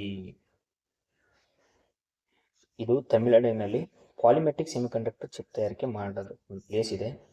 ಸೊ ಅಲ್ಲಿ ಏನು ಮಾಡ್ತಿದೆ ಅಂದರೆ ಡಾರ್ಕ್ ಫ್ಯಾಕ್ಟ್ರಿ. ಏನು ಸರ್ ವರ್ಡು ಇದು ನೋಡಿ, Polymatech electronics is building India's first dark factory. ಇದು ಪಾಲಿಮೆಟಿಕ್ ಅನ್ನೋದು ಎಂಬ ಸೆಮಿಕಂಡಕ್ಟರ್, ಅದು ಪಾಲಿಮೆಟಿಕ್ ಒಂದು ಕಂಪ್ನಿ ಹೆಸರಪ್ಪ, ಸೆಮಿಕಂಡಕ್ಟರ್ ಉತ್ಪಾದಕ ಮಾಡೋ ಒಂದು ಕಂಪ್ನಿ ಹೆಸರು. ಅಲ್ಲಿ ಡಾರ್ಕ್ ಫ್ಯಾಕ್ಟ್ರಿ ಕಾಣಿಸ್ತಿದೆ. ಅಂದರೆ ಇಲ್ಲೇನು ವರ್ಕ್ ಮಾಡ್ತಿರ್ತಾರಲ್ಲ ಅಲ್ಲೆಲ್ಲ ರೋಬೋಟ್ಗಳು ವರ್ಕ್ ಮಾಡ್ತಾರಂತೆ, ಒಬ್ಬರು ಮನುಷ್ಯ ಇರಲ್ಲಂತೆ, ರೋಬೋಟ್ಗಳು ವರ್ಕ್ ಮಾಡ್ತಿದ್ದಾರಂತೆ. ರೋಬೋಟ್ಗೆ ವರ್ಕ್ ಮಾಡೋಕ್ಕೆ ನಮಗೆ ಕಣ್ಣು ಇದಾವೆ, ಎಲ್ಲ ಇದಾವೆ, ಸೆನ್ಸರ್ ಆರ್ಗನ್ಸ್. ಸೊ ದಟ್ ನಮಗೆ ಕೆಲಸ ಮಾಡೋಕ್ಕೆ ಕರೆಂಟ್ ಬೇಕು, ಬೆಳಕು ಬೇಕು. ಈ ರೋಬೋಟ್ಗೆ ಯಾವುದು ಬೇಡಂತೆ, ಅದಕ್ಕೋಸ್ಕರ ಡಾರ್ಕ್ ಫ್ಯಾಕ್ಟ್ರಿ ಸ್ಟಾರ್ಟ್ ಆಗಿದೆ. ಸೊ ರೋಬೋಟ್ ಏನಿಲ್ದಂಗೆ ಸ್ಟಾರ್ಟ್ ಮಾಡ್ತಾರೆ. ವಿಶ್ವದಲ್ಲಿ ಮೊದಲ ಡಾರ್ಕ್ ಫ್ಯಾಕ್ಟ್ರಿ ಜಪಾನಲ್ಲಿ ಆರಂಭ ಆಗುತ್ತೆ. ಈಗ ಭಾರತದಲ್ಲಿ ಕೂಡ ಸ್ಟಾರ್ಟ್ ಆಗಿದೆ. ಮಾನವನ ಹಸ್ತಕ್ಷೇಪ ಇಲ್ಲದೆ ಪೂರ್ಣ ರೋಬೋಟ್ಗಳ ಮೂಲಕ ಫ್ಯಾಕ್ಟ್ರಿಗಳನ್ನು ಡಾರ್ಕ್ ಫ್ಯಾಕ್ಟ್ರಿ ಎನ್ನುವುದು. ಸೊ ನೆಕ್ಸ್ಟ್ ಬಂದ್ಬಿಟ್ಟು ತೆಲಂಗಾಣ, ಹೈದರಾಬಾದ್ನ ದೇಶ ಅತಿ ಎತ್ತರದ ಗೋಪುರ ನಿರ್ಮಾಣ. ಹೈದರಾಬಾದ್ನಲ್ಲಿ ನರಸಿಂಗಿಯಲ್ಲಿ ಇಸ್ಕಾನ್ ಒಂದು ಟೆಂಪಲ್ ನಿರ್ಮಾಣ ಮಾಡ್ತಿದೆ ಅಂತೆ. 430 ಅಡಿ ಎತ್ತರದಲ್ಲಿ ಇದು ದೇಶದ ಅತಿ ದೊಡ್ಡ ಎತ್ತರದ ಗೋಪುರ ನಿರ್ಮಾಣ ಆಗುತ್ತೆ. ನಮ್ಮ ಮುರುಡೇಶ್ವರ ಇದುವರೆಗೂ ಜಾಸ್ತಿ ಇತ್ತು. 249 ಅಡಿ ಎತ್ತರದ ಕರ್ನಾಟಕ ಮುರುಡೇಶ್ವರ ದೇವಾಲಯ, ನೀವೆಲ್ಲ ಹೋಗಿದ್ರಲ್ಲ ಮುರುಡೇಶ್ವರ ಗೋಪುರ ಅಲ್ಲಿ, ಅದು 249 ಅಡಿ ಇತ್ತು. ಇವ್ರು 450 ಅಡಿ ಮಾಡಿ ಇಸ್ಕಾನ್ ಅವ್ರು ಕಟ್ತಿದಾರಂತೆ ನರಸಿಂಗಿಯಲ್ಲಿ. ಸೊ ದಟ್ ಅದು ಪೂರ್ಣಗೊಳ್ತು ಅಂದರೆ ಸೊ ಎಷ್ಟು ದೇಶದ ಅತಿ ಎತ್ತರದ ನಿರ್ಮಾಣ ಅದಾಗುತ್ತೆ. ತೆಲಂಗಾಣದ ಪೊಲೀಸರಿಗೆ ಶರಣಾದ ನಕ್ಸಲ್ ಮುಖಂಡ ದೇವ್ಜಿ ಶರಣಾಗಲೇಬೇಕು. ಯಾಕೆ ಅಂದರೆ ಈ ನಮ್ಮ ಅಮಿತ್ ಶಾ ಏನಿದ್ದಾರೆ ಗೃಹ ಮಂತ್ರಿ ಅವರು, ಕೇಂದ್ರ ಸರ್ಕಾರದವರು 2026 ಮಾರ್ಚ್ 31ರವರೆಗೆ ನಕ್ಸಲಿಸಂ, ಭಾರತ ನಕ್ಸಲಿಂದ ಮುಕ್ತ ಘೋಷಣೆ ಆಗಬೇಕಂತ ಹೇಳಿದ್ರು. ಆಗಿದೆ, ಈಗ ಘೋಷಣೆ ಮಾಡಿದ್ದಾರೆ. ಸೊ ಅವರು ಒಂದು ಆಪರೇಷನ್ ಬ್ಲಾಕ್ ಫಾರೆಸ್ಟ್ ಅಂತ ಸ್ಟಾರ್ಟ್ ಮಾಡ್ತಾರೆ. ಸೊ ದಟ್ ಎಲ್ಲೇ ಇದ್ದರೂ ಕೂಡ ಆಪರೇಷನ್ ಬ್ಲಾಕ್ ಫಾರೆಸ್ಟ್ ಅಡಿಯಲ್ಲಿ ಅದರ ಉದ್ದೇಶ, ಆಪರೇಷನ್ ಬ್ಲಾಕ್ ಫಾರೆಸ್ಟ್ ಉದ್ದೇಶ ಏನಂದರೆ ದೇಶದಲ್ಲಿ ನಕ್ಸಲಿಸಮ್ನ ಕೊನೆಗಾಣಿಸೋಕ್ಕೋಸ್ಕರ. ಸೊ ದಟ್ ಅದಕ್ಕೋಸ್ಕರ ಎಲ್ಲ ನಕ್ಸಲರು ಪಶ್ಚಿಮ ಬಂಗಾಳದಲ್ಲಿ, ಆಮೇಲೆ ನಮ್ಮ ಕರ್ನಾಟಕದಲ್ಲಿ, ಆಮೇಲೆ ಆಂಧ್ರ ಪ್ರದೇಶದಲ್ಲಿ, ತೆಲಂಗಾಣದಲ್ಲಿ ಎಲ್ಲ ಕಡೆ ಶರಣಾಗ್ತಿದ್ದಾರೆ. ಸೊ ತೆಲಂಗಾಣ ಕೂಡ ಆಂಧ್ರ ಪ್ರದೇಶ ಮುಕ್ತ ಮಾಡಿದೆ. ಸೊ ಶಿಕ್ಷಣದಲ್ಲಿ ನಿಮಗೆ ಆಗಲೇ ಗೊತ್ತಿದೆ, ಕೇರಳ ಪ್ರಥಮವಾಗಿದೆ ದೇಶದಲ್ಲಿಯೇ. ಸೊ ಇವ್ರೇನು ಮಾಡ್ತಿದ್ದಾರೆ ಅಂದರೆ ಸರ್ವಂನ ಮಯಂ ಅನ್ನೋದು ಯೂಸ್ ಮಾಡ್ತಿದ್ದಾರಂತೆ. ಇದ್ರ ಮುಖಾಂತರ ಏನು ಮಾಡ್ತಿದ್ದಾರಂತೆ, 6 ಲಕ್ಷ ಪೋಷಕರಿಗೆ ತರಬೇತಿ ನೀಡಲು ನಿರ್ದೇಶನ ಮಾಡಿದ್ದಾರಂತೆ AS ಸಾಕ್ಷರತೆ ಕಾರ್ಯಕ್ರಮ ಅಡಿಯಲ್ಲಿ. ಸೊ ಸಬ್ಸಪ್ರೇಟ್ ಘಟಕಗಳನ್ನೆಲ್ಲ ಮಾಡ್ಕೊಂಡು ರಾತ್ರಿ ಶಾಲೆಗಳನ್ನೆಲ್ಲ ಮಾಡ್ತಿದಾರಲ್ಲಪ್ಪ ಕರ್ನಾಟಕದಲ್ಲಿ, ಅದೇ ಥರ ಇವರು ಮಯಂ ಅಂತ ಯೂಸ್ ಮಾಡ್ಕೊಂಡಿದ್ದಾರಂತೆ. ಇದನ್ನಷ್ಟೇ ನೋಡ್ಕೊಳ್ಳಿ. ನೆಕ್ಸ್ಟ್ ಬಂದ್ಬಿಟ್ಟು ಕೇರಳದ ಮೊದಲ ಅಂಧ ನ್ಯಾಯಾಂಗ ಅಧಿಕಾರಿ ತನ್ಯಾನಾಥನ್ ಸಿ ಅಷ್ಟೇ ನ್ಯಾಯಾಂಗ ಪರೀಕ್ಷೆ ಪಾಸ್ ಮಾಡಿದಾರಂತೆ. ಸಂವಿಧಾನದಲ್ಲಿ ಪಂಚಾಯತಿಗಳಿಗೆ ಮೀಸಲಾತಿ ಒದಗಿಸಿದರೆ 243D ವಿಧಿ ಅಡಿಯಲ್ಲಿ. ಆಮೇಲೆ ನಿಮ್ಗೆ ಗೊತ್ತಿದೆ ಹಣಕಾಸು ಆಯೋಗ 243 I and Y. ಕೇರಳ ರಾಜ್ಯವನ್ನು ಕೇರಳಂ ಅಂತ ಮಾಡಿದ್ದಾರೆ. ಓಕೆ, ಮಾಡಿದ್ದಾರೆ ಸರ್. ಕೇರಳ ನಾನು ಕರ್ನಾಟಕ ಅಂತ ಬೇರೆ ಕರ್ನಾಟಕ ಅಂತ ಮಾಡ್ಕೊಂಡ್ಬಿಡ್ತೀನಿ ಸರ್ ಅಂತ ಏನಾದರೂ ಶಿವಕುಮಾರ್ ಅವ್ರು ಹೋದ್ರಂದರೆ ಆಗಲ್ಲ. ಮುಖ್ಯಮಂತ್ರಿ ಅವರು ಇದಕ್ಕೆ ನಮ್ಮವರು ಒಂದು ವಿಧಾನಸಭೆಯಲ್ಲಿ ಮಾತಾಡಿಕೊಂಡು ಕೇಂದ್ರಕ್ಕೆ ಕಳಿಸ್ಕೊಡ್ಬೇಕು. ಕೇಂದ್ರ ಫೈನಲ್ ಮಾಡುತ್ತೆ. ಇದೆ ಅರ್ಥ ಆಗ್ತಿದೆಯಾ? ಸಂವಿಧಾನದ 3ನೇ ವಿಧಿ ಅಡಿಯಲ್ಲಿ ನೋಡಿ. ಈಗ ಇದೇನು ಇಂಪಾರ್ಟೆಂಟ್ ಅಲ್ಲ, ಇಲ್ಲಿ ನೋಡಿ. ಹೆಸರು ಬದಲಾವಣೆ. ಸಂವಿಧಾನದ 3ನೇ ವಿಧಿಯ ನೂತನ ರಾಜ್ಯಗಳ ರಚನೆ ಹಾಗೂ ಈಗಿರುವ ರಾಜ್ಯಗಳ ಪ್ರದೇಶಗಳ ಗಡಿ ಮತ್ತು ಹೆಸರುಗಳ ಬದಲಾವಣೆಗೆ ಅವಕಾಶ ಮಾಡ್ತೈತಿ. ಅರ್ಥ ಆಯ್ತಲ್ಲ? ಇದಕ್ಕೇನು ಸ್ಪೆಷಲ್ ಅಮೆಂಡ್ಮೆಂಟ್ ಏನು ವಿಶೇಷ ಬಹುಮತ ಏನು ಬೇಕಾಗಿಲ್ಲ. ಸಾಮಾನ್ಯ ಸರಳ ಬಹುಮತ. ವಿಶೇಷ ಬಹುಮತ ಮಾಡ್ಬೇಕಂದ್ರೆ 360 ಅಡಿ ವಿಧಿಯಲ್ಲಿ ಬಳಸಿ ವಿದೇಶಿ ಬಹುಮತ ಮಾಡ್ಕೊಂತಾರೆ. ಬದಲಿಗೆ ಸರಳ ಬಹುಮತದಿಂದ ಮಾಡ್ತಾರೆ. ಸೊ ಕೇಂದ್ರದ ಸಹಕಾರ ಇದಕ್ಕೆ ಇಂಪಾರ್ಟೆಂಟ್ ಆಗುತ್ತೆ. ಸೊ ದಟ್ ಇದನ್ನು ಕೇರಳ ರಾಜ್ಯವನ್ನು ಕೇರಳಂ ಎಂದು ಮರುನಾಮಕರಣ ಮಾಡಿದ್ದಾರೆ. ಮೈಸೂರು ರಾಜ್ಯವನ್ನು ಕರ್ನಾಟಕ ರಾಜ್ಯ ಎಂದು ಮರುನಾಮಕರಣ 3ನೇ ವಿಧಿ ಅನ್ವಯ. ಹೆಸರು ಬದಲಾವಣೆ, ಈ ಲೈನ್ ಇದೆಲ್ಲ ಇಂಪಾರ್ಟೆಂಟ್, ಕೇಳ್ತಾನೆ. ಹೆಸರು ಬದಲಾವಣೆ ಮತ್ತು ಗಾಡಿಗಳ ರಚನೆ, ಗಡಿಗಳ ಪ್ರದೇಶಗಳ ಹೆಸರು ಕೆಲವೊಂದು ನಮ್ಮ ಪ್ರದೇಶ ನಾವು ಬೇರೆ ರಾಜ್ಯ ಬಿಟ್ಟರೆ ಕೊಡ್ತೇವೆ. ಇವೆಲ್ಲ under article 3 of the Indian constitution. Next 3ನೇ ದಿನ ಮೈಸೂರು ರಾಜ್ಯದ ಹೆಸರನ್ನು ಕರ್ನಾಟಕ ರಾಜ್ಯದಿಂದ ಮರುನಾಮಕರಣ. ಡಿ ದೇವರಾಜ್ ಅವರು ಸೇರ್ತಾರೆ. ಅವಾಗ ಈಗ ಮೈಸೂರು ರಾಜ್ಯ ಇತ್ತು ಮೊದಲ, ಇವಾಗ ಅದು 1973ರಿಂದ ಕರ್ನಾಟಕ ರಾಜ್ಯ ಮಾಡಿದರು. ಮೈಸೂರು ಕೇವಲ ಒಂದು ಭಾಗ ಸೀಮಿತ ಆಗುತ್ತೆ, ಕರ್ನಾಟಕ ಅಂತ ಮಾಡಿದರೆ ಎಲ್ಲದಕ್ಕೂ ಅನುಕೂಲ ಆಗುತ್ತೆ ಅಂತ ಮಾಡಿದರು. ಸೊ ಈ ಹೆಸರನ್ನ ಯಾರು ಸೃಷ್ಟಿಸಿದ್ದಾರೆ ಕರ್ನಾಟಕ ಅಂತ ಅಂದರೆ ಚದುರಂಗ ಸಾಹಿತ್ಯವರು. ಚಾಂಪಿಯನ್ ಬುಡಕಟ್ಟು ಎಲ್ಲಿ ಬರುತ್ತೆ? PVGT ಇದು ಎಲ್ಲಿ ಬರುತ್ತೆ? ಗ್ರೇಟ್ ನಿಕೋಬಾರ್ಲಿ ಬರುತ್ತೆ. ಸೊ ದೇಶದ ಮೊದಲ ಕೇಂದ್ರೀಯ ಬ್ಯಾಂಕ್ ಡಿಜಿಟಲ್ ಕರೆನ್ಸಿ ಆಧಾರಿತ ಸಾರ್ವಜನಿಕ ವಿತರಣಾ ವ್ಯವಸ್ಥೆ ಉದ್ಘಾಟನೆ. ಏನು ಮಾಡ್ಕೊಂಡಿದ್ದಾರೆ ಅಂದರೆ ಸಾರ್ವಜನಿಕ ಪಡಿತರ ವಿತರಣಾ ವ್ಯವಸ್ಥೆಯಲ್ಲಿ ಮತ್ತಷ್ಟು ಪಾರದರ್ಶಕತೆ ತರುವುದರ ಜೊತೆಗೆ ಸುಲಭ ವಿತರಣೆಯನ್ನು ಒದಗಿಸುವ ಕೇಂದ್ರ ಸರ್ಕಾರ ಇದೇ ಮೊದಲ ಬಾರಿಗೆ ಡಿಜಿಟಲ್ ಆಹಾರ ಕರೆನ್ಸಿ ಎಂಬ ನೂತನ ವ್ಯವಸ್ಥೆ ಜಾರಿಗೆ ತಂದಿದೆ. ಹರ್ ದಾನ್, ಹರ್ ರೂಪಾಯಿ, ಹರ್ ಅಧಿಕಾರ ಸೆಂಟ್ರಲ್ ಡಿಜಿಟಲ್ ಕರೆನ್ಸಿ ಇದು. ಇದರಡಿಯಲ್ಲಿ ಹೆಂಗಾಗುತ್ತಪ್ಪ ಅಂದರೆ ಈಗ ಎಕ್ಸಾಮ್ ಎಲ್ಲ ಅವ್ರು ರೆಡಿ ಮಾಡಿರ್ತಾರಂತೆ. ನೀವು ಹಿಂಗೆ QR ಕೋಡ್ ಮಾಡಿದ ತಕ್ಷಣ ನಿಮಗೆ ಏನು ಅಕ್ಕಿ, ಗೋಧಿ ಬರ್ತಾವಂತೆ. QR ಕೋಡ್ ಸ್ಕ್ಯಾನ್ ಮಾಡಿದ ತಕ್ಷಣವೇ ಅದಕ್ಕೆ ಒಂದು ಅನ್ನಪೂರ್ತಿ ಅನ್ನೋದು ಒಂದು ATMನೇ ಸ್ಟಾರ್ಟ್ ಮಾಡಿದಾರಂತೆ. ಜಮ್ಮು ಕಾಶ್ಮೀರ GI ಮಾನ್ಯತೆ ಪಡೆದ ಕಲಾಡಿ. ಇದು ಒಂದು ಕಲಾಡಿ ಅನ್ನೋದು ಕೇಳ್ತಾನೆ. ಕಲಾಡಿ ಯಾವ ರಾಜ್ಯಕ್ಕೆ ಸಂಬಂಧಪಟ್ಟಿದೆ ಅಂದರೆ GI ಟ್ಯಾಗ್ ಬಿಡತೈತಿ. ಅದು ಜಮ್ಮು ಕಾಶ್ಮೀರ ರಾಜ್ಯಕ್ಕೆ ಅದೊಂದು ಹಾಲಿನ ಉತ್ಪನ್ನ ಅದು.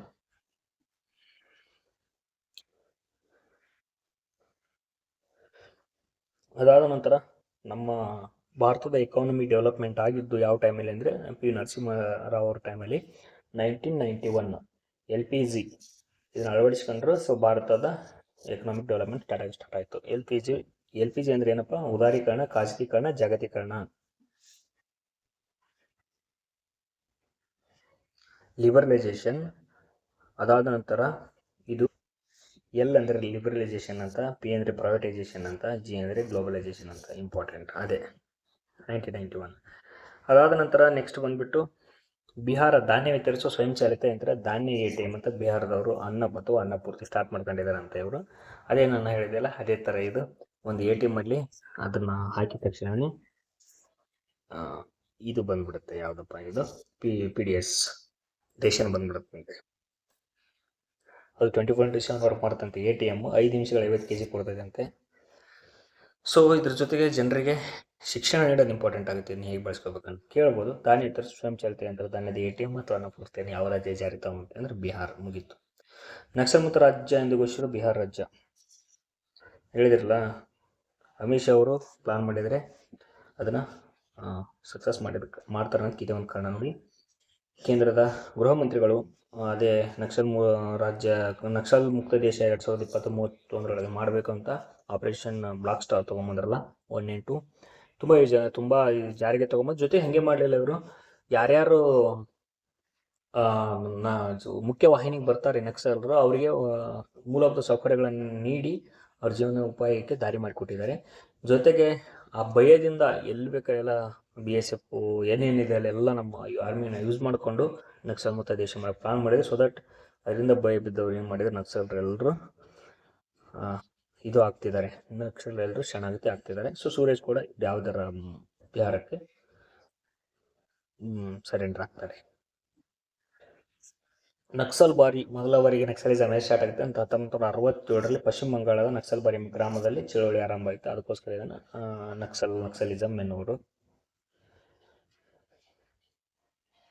ನಮ್ಮ ಕರ್ನಾಟಕದಲ್ಲಿ 2025 ಫೆಬ್ರವರಿ 1ರಂದು ಚಿಕ್ಕಮಗಳೂರಿನ ರವೀಂದ್ರ ಮತ್ತು ಫೆಬ್ರವರಿ 3ರಂದು ಉಡುಪಿಯ ಮಾವೋದಿ ಲಕ್ಷ್ಮಿ ಶರಣಾಗುವ ಮೂಲಕ ಕರ್ನಾಟಕ 2025 ಫೆಬ್ರವರಿಯಲ್ಲಿ ದೇಶದ ಮೊದಲ ನಕ್ಸಲ್ ಮುಕ್ತ ರಾಜ್ಯ ಅಂತ ಘೋಷಣೆ ಮಾಡ್ಕೊಂತ.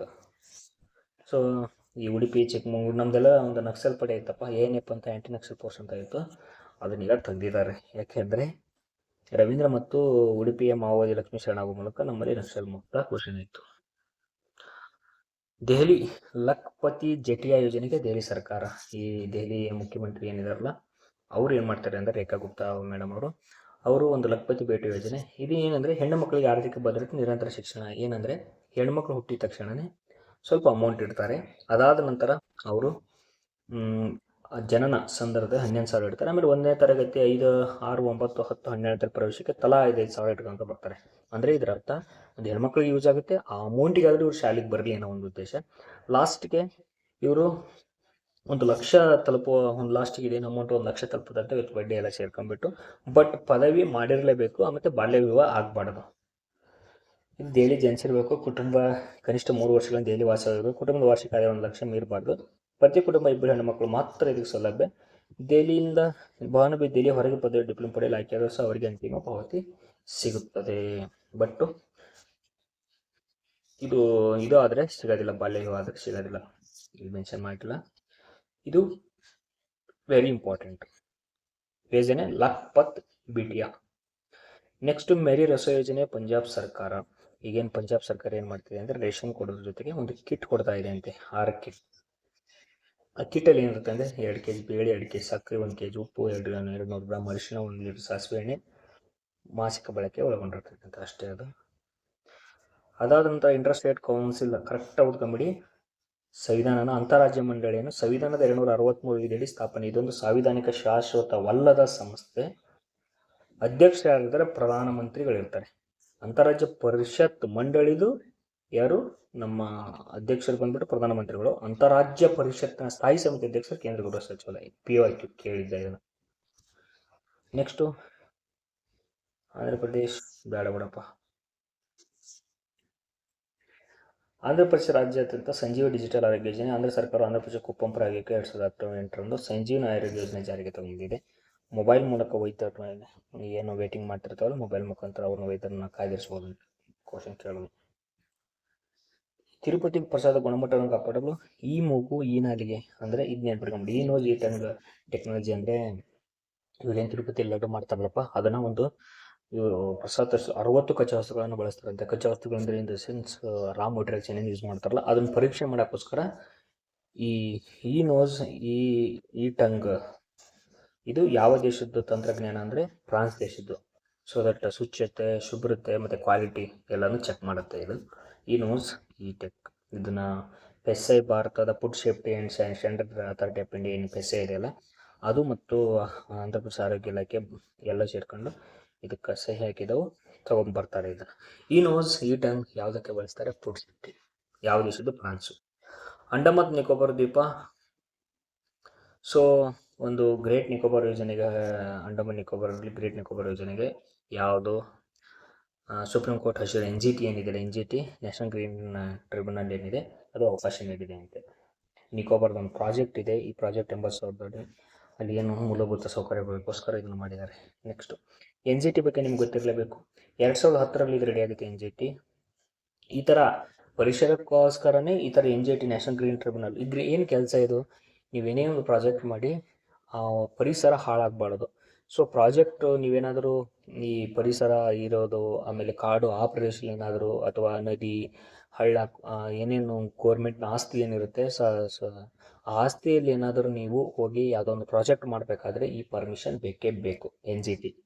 ಸೊ ಈ ಥರ NGTನ ಸ್ಥಾಪಿಸಿದ 3ನೇ ದೇಶ, ಫಸ್ಟ್ ಆಸ್ಟ್ರೇಲಿಯಾ, ನ್ಯೂಜಿಲೆಂಡ್, 3ನೇ ದೇಶ ನಮ್ಮದು. ಆಮೇಲೆ ಇದು ಅರ್ಜಿಗಳ ಮೇಲ್ಮನವಿ ಸಲ್ಲಿಸಿ 6 ತಿಂಗಳ ಒಳಗೆ ಅಂತಿಮ ಇಲ್ಲಿವರೆಗೆ ಏನು ಮಾಡ್ತಾ ಇದೆ ಅಂತ. ಇವರು ಅಧ್ಯಕ್ಷರಾಗಿ 3 ವರ್ಷ 65 ವರ್ಷ. ಇವ್ರ ಅಧ್ಯಕ್ಷರ ಅವಧಿ ಏನಿದೆ NGT ಅವ್ರದ್ದು 3 ವರ್ಷ 65 ವರ್ಷ ಬರುತ್ತೆ. ಯಾವುದೋ ಮೊದಲು ಇರುತ್ತೆ ಅವರು. ಆಮೇಲೆ ಇಂಪಾರ್ಟೆಂಟ್ ಇದರಲ್ಲಿ ಪ್ರಸ್ತುತ ಅಧ್ಯಕ್ಷರು ಸದಸ್ಯರುಗಳು ಮರು ನೇಮಕಾತಿಗೆ ಅರ್ಹರಿಲ್ಲ. ಒಂದು ಸತಿ ಆಯ್ತಾ ಮುಗಿದು ಹೋಗ್ತಾ ಇರಬೇಕು, ಮತ್ತೆ ನೇಮಕಾತಿಗೆ ಅರ್ಹತೆ ಇಲ್ಲ.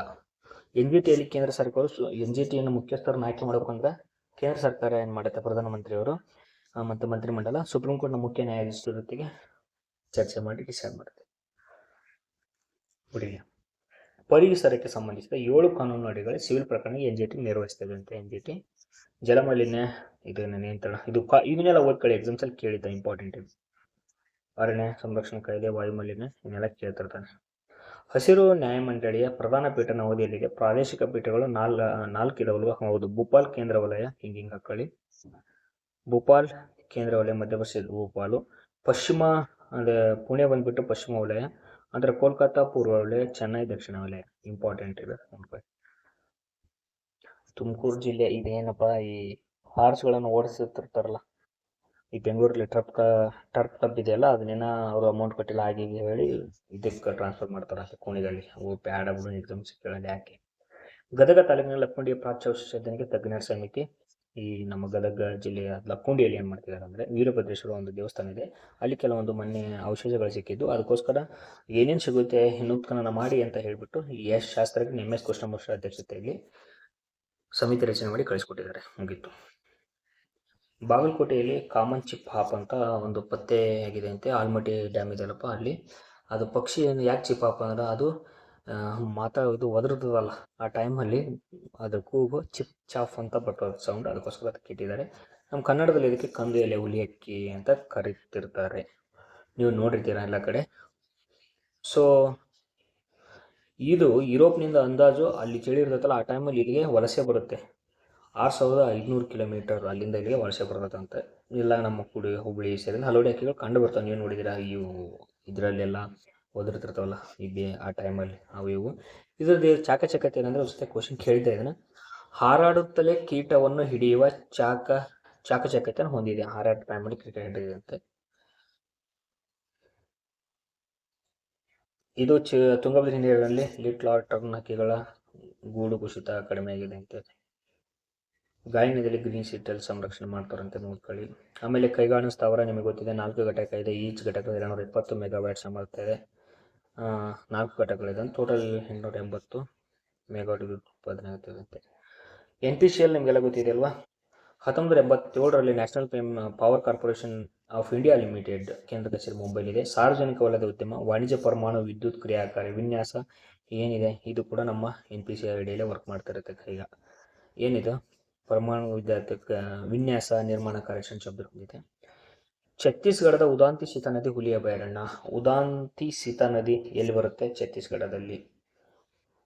ಅದು ಇಂಪಾರ್ಟೆಂಟು. 6 ಹಾರ್ನ್ಬಿಲ್ ರೆಸ್ಟೋರೆಂಟ್ಗಳ ಸ್ಥಾಪನೆ.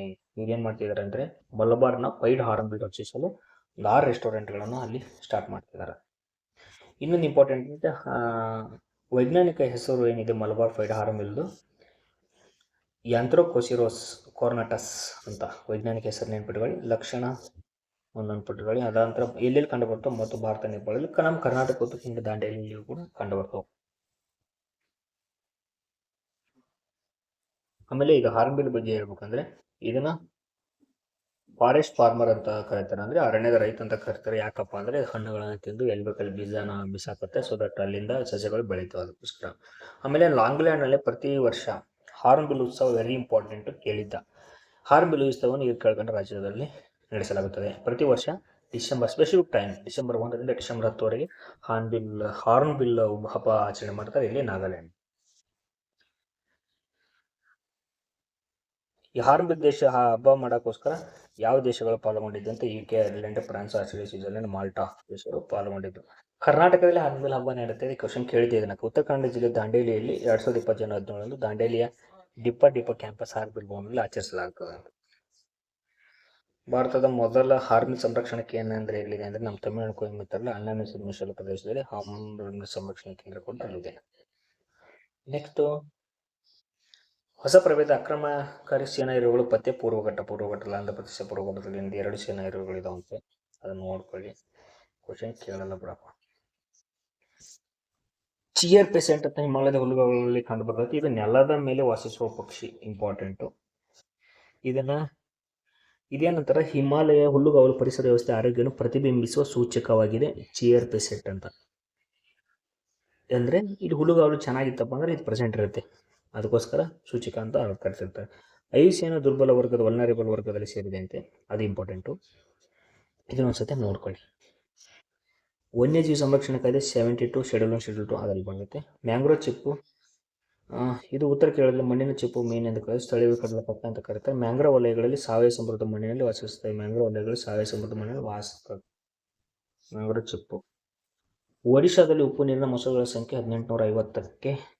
ಒಡಿಶಾದ ಇನ್ನು ಇಂಪಾರ್ಟೆಂಟ್ ಏನಿದೆ, ಬಿತರ್ಕನಿಕಾ ರಾಷ್ಟ್ರೀಯ ಉದ್ಯಾನವನ ಎಲ್ಲಿ ಬರುತ್ತೆ? ಕ್ವಶನ್ ಬರೋನು. ಗಹಿರ್ಮಾತಾ ವನ್ಯಜೀವಿ ಅಭಯಾರಣ್ಯ ಎಲ್ಲಿ ಬರುತ್ತೆ? 2ನೇ ಕ್ವಶನ್, 2 ಒಡಿಶಾದಲ್ಲಿ ಬರುತ್ತೆ.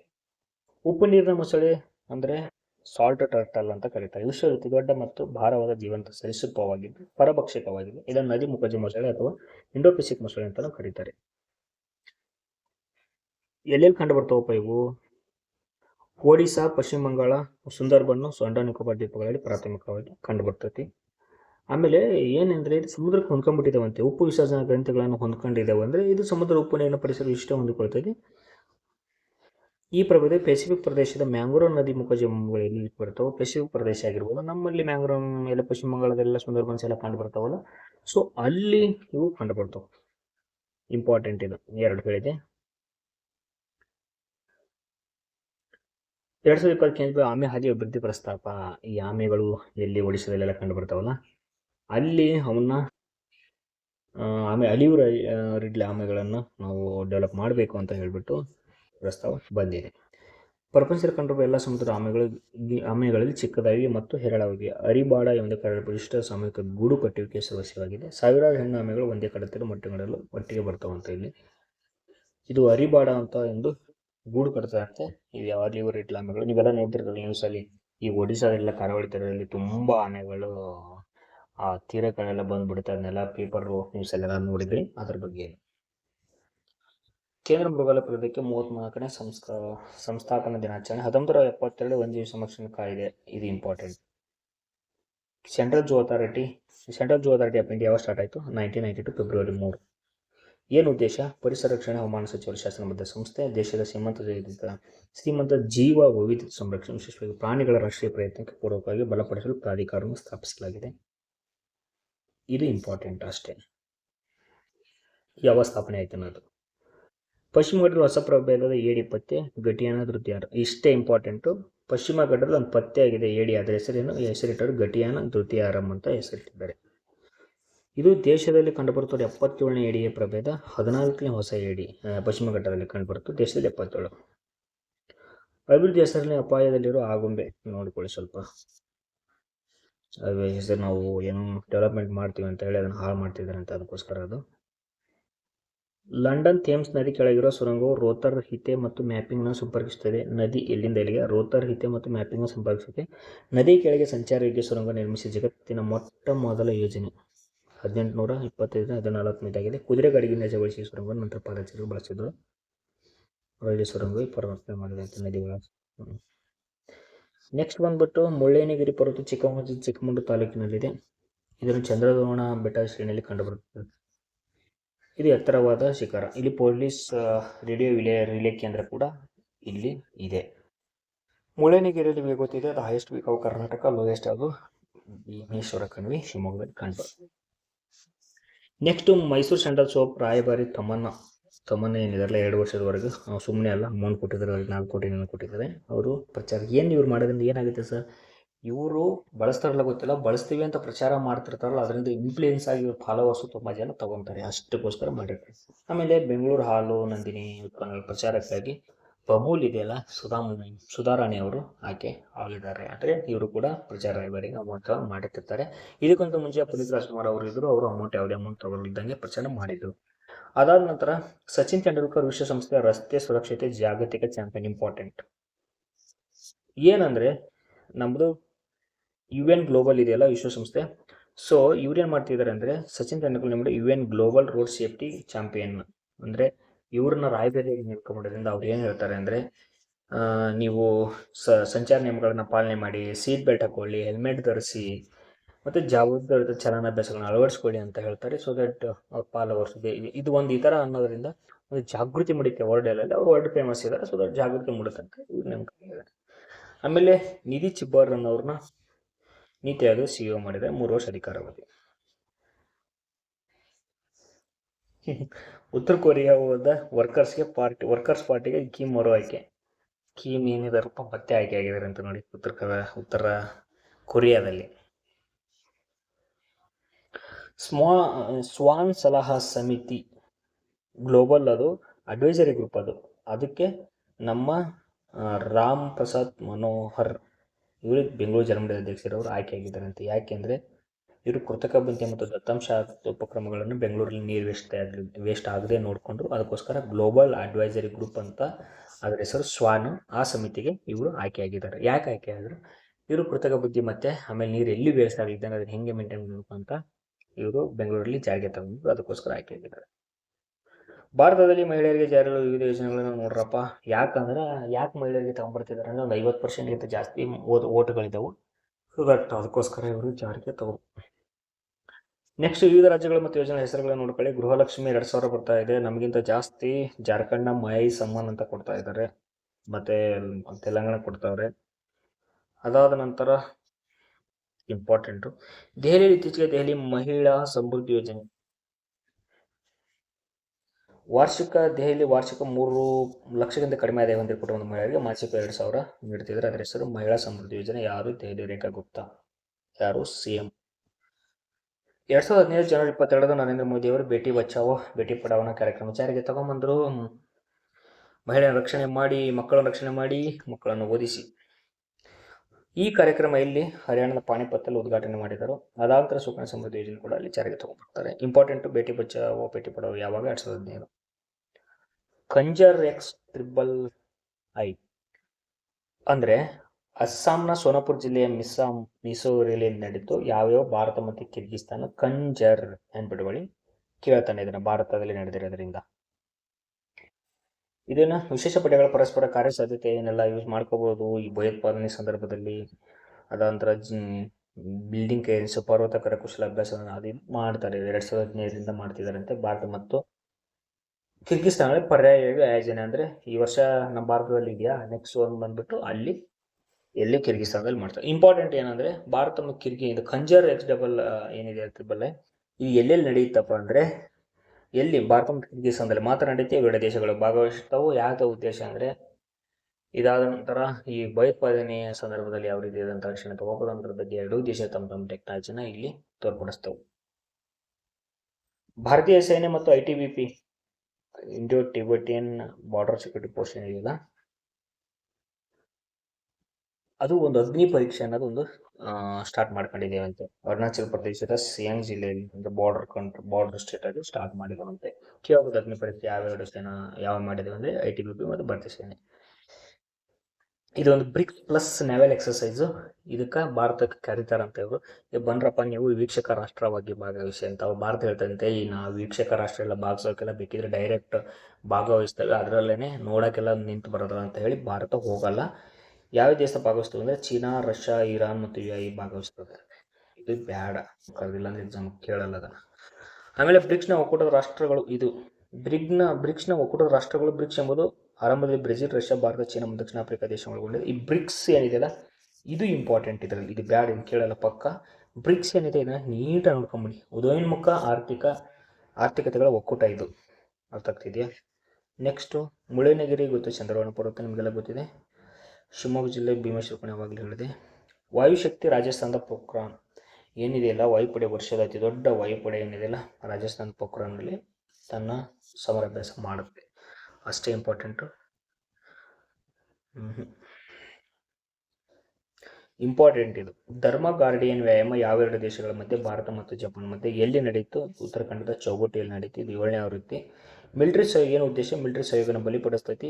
ಆರ್ಯ ನಗರ ಪ್ರದೇಶದಲ್ಲಿ ಜಂಟಿ ಕಾರ್ಯಗಳನ್ನು ಕೈಗೊಳ್ಳಲು ಸಂಯೋಜಿತ ಸಾಮರ್ಥ್ಯ ಹೆಚ್ಚಿಸುವ ಉನ್ನತ ಮಟ್ಟದ ದೈಹಿಕ ಸುದೃಢತೆಯನ್ನು ಇವರು ತೋರಿಸ್ಕೊಂತಾರೆ, ಜಪಾನ್ ಮತ್ತು ಭಾರತ. ಅದಾದ ನಂತರ ಇದು ನೋಡಿ, ತಾತ್ಕಾಲಿಕ ಕಾರ್ಯಾಚರಣೆ ನೆಲೆ ಸ್ಥಾಪಿಸೋದ್ರಲ್ಲಿ ಗುಪ್ತಚರ ಕಣ್ಗಾಲ, ವಿಚಕ್ಷಣಾ ಗ್ರಿಡ್ ಇವೆಲ್ಲ ಮಾಡ್ತಿರ್ತಾರೆ. ನೆಕ್ಸ್ಟು ಯಾಕೆ ಮಾಡಿದ್ರು ಅಂತ ನೆಕ್ಸ್ಟ್ ಬಂದ್ಬಿಟ್ಟು ಇದು ನೋಡ್ಕೊಳ್ಳಿ. ಭಾರತ ಮತ್ತು ಜಪಾನ್ ಇತರ ಸಮರಾಭ್ಯಾಸಗಳು ಯಾವ ಅಂದರೆ ಜಿಮ್ಮೆಕ್ಸು, ವೀರಗಾಡಿಯನ್ನು, ಧರ್ಮಗಾಡಿಯನ್ನು, ಮಲಬಾರು, ಶಿನ್ನು ಮೈತ್ರಿ ಇದನ್ನು ಕೇಳಿದೆ ಎಕ್ಸಾಮ್ಸಲ್ಲಿ. ಸಹೇ ಕೈಜಿನ್ ಇದನ್ನು ಕೇಳಿದೆ ಎಕ್ಸಾಮ್ಸಲ್ಲಿ. ಆಮೇಲೆ ಇದನ್ನು ಕೂಡ ಧರ್ಮಗಾಡಿಯನ್ನು ಕೇಳಿದ್ದೆ, ಇದನ್ನು ಕೇಳಿದೆ. ಇಂಪಾರ್ಟೆಂಟ್. ಒಂದು ಮನೆ ಕ್ವಶನ್ ಕೇಳಿದಲ್ಲ ಯಾವುದು ಓಜನ್ ಬಗ್ಗೆ. 100% ಓಜನ್ ಅಂದ್ರೆ ಏನು, ಅದರ ಯೂನಿಟ್ ಯಾವುದು? ಡಾಪ್ಸನ್ ಯೂನಿಟಲ್ಲಿ ಅದನ್ನು ಅಳಿತಾರೆ.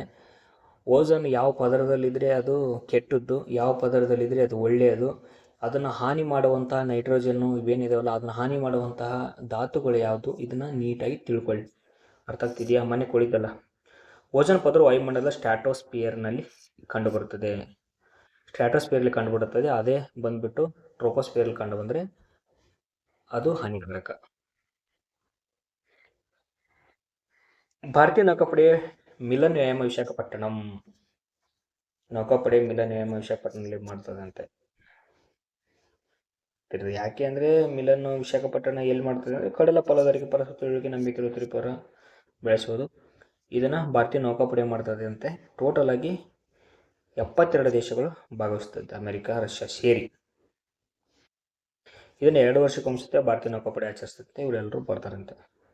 ವಜ್ರಪಹಾರ ಭಾರತ ಮತ್ತು ಅಮೆರಿಕ ವಿಶೇಷ ಪಡೆಯ ಸಮಾರಂಭ. ವಜ್ರಪಹಾರ ಅನ್ನೋದು ನೆನಪಿರಬೇಕು. America, Bharat.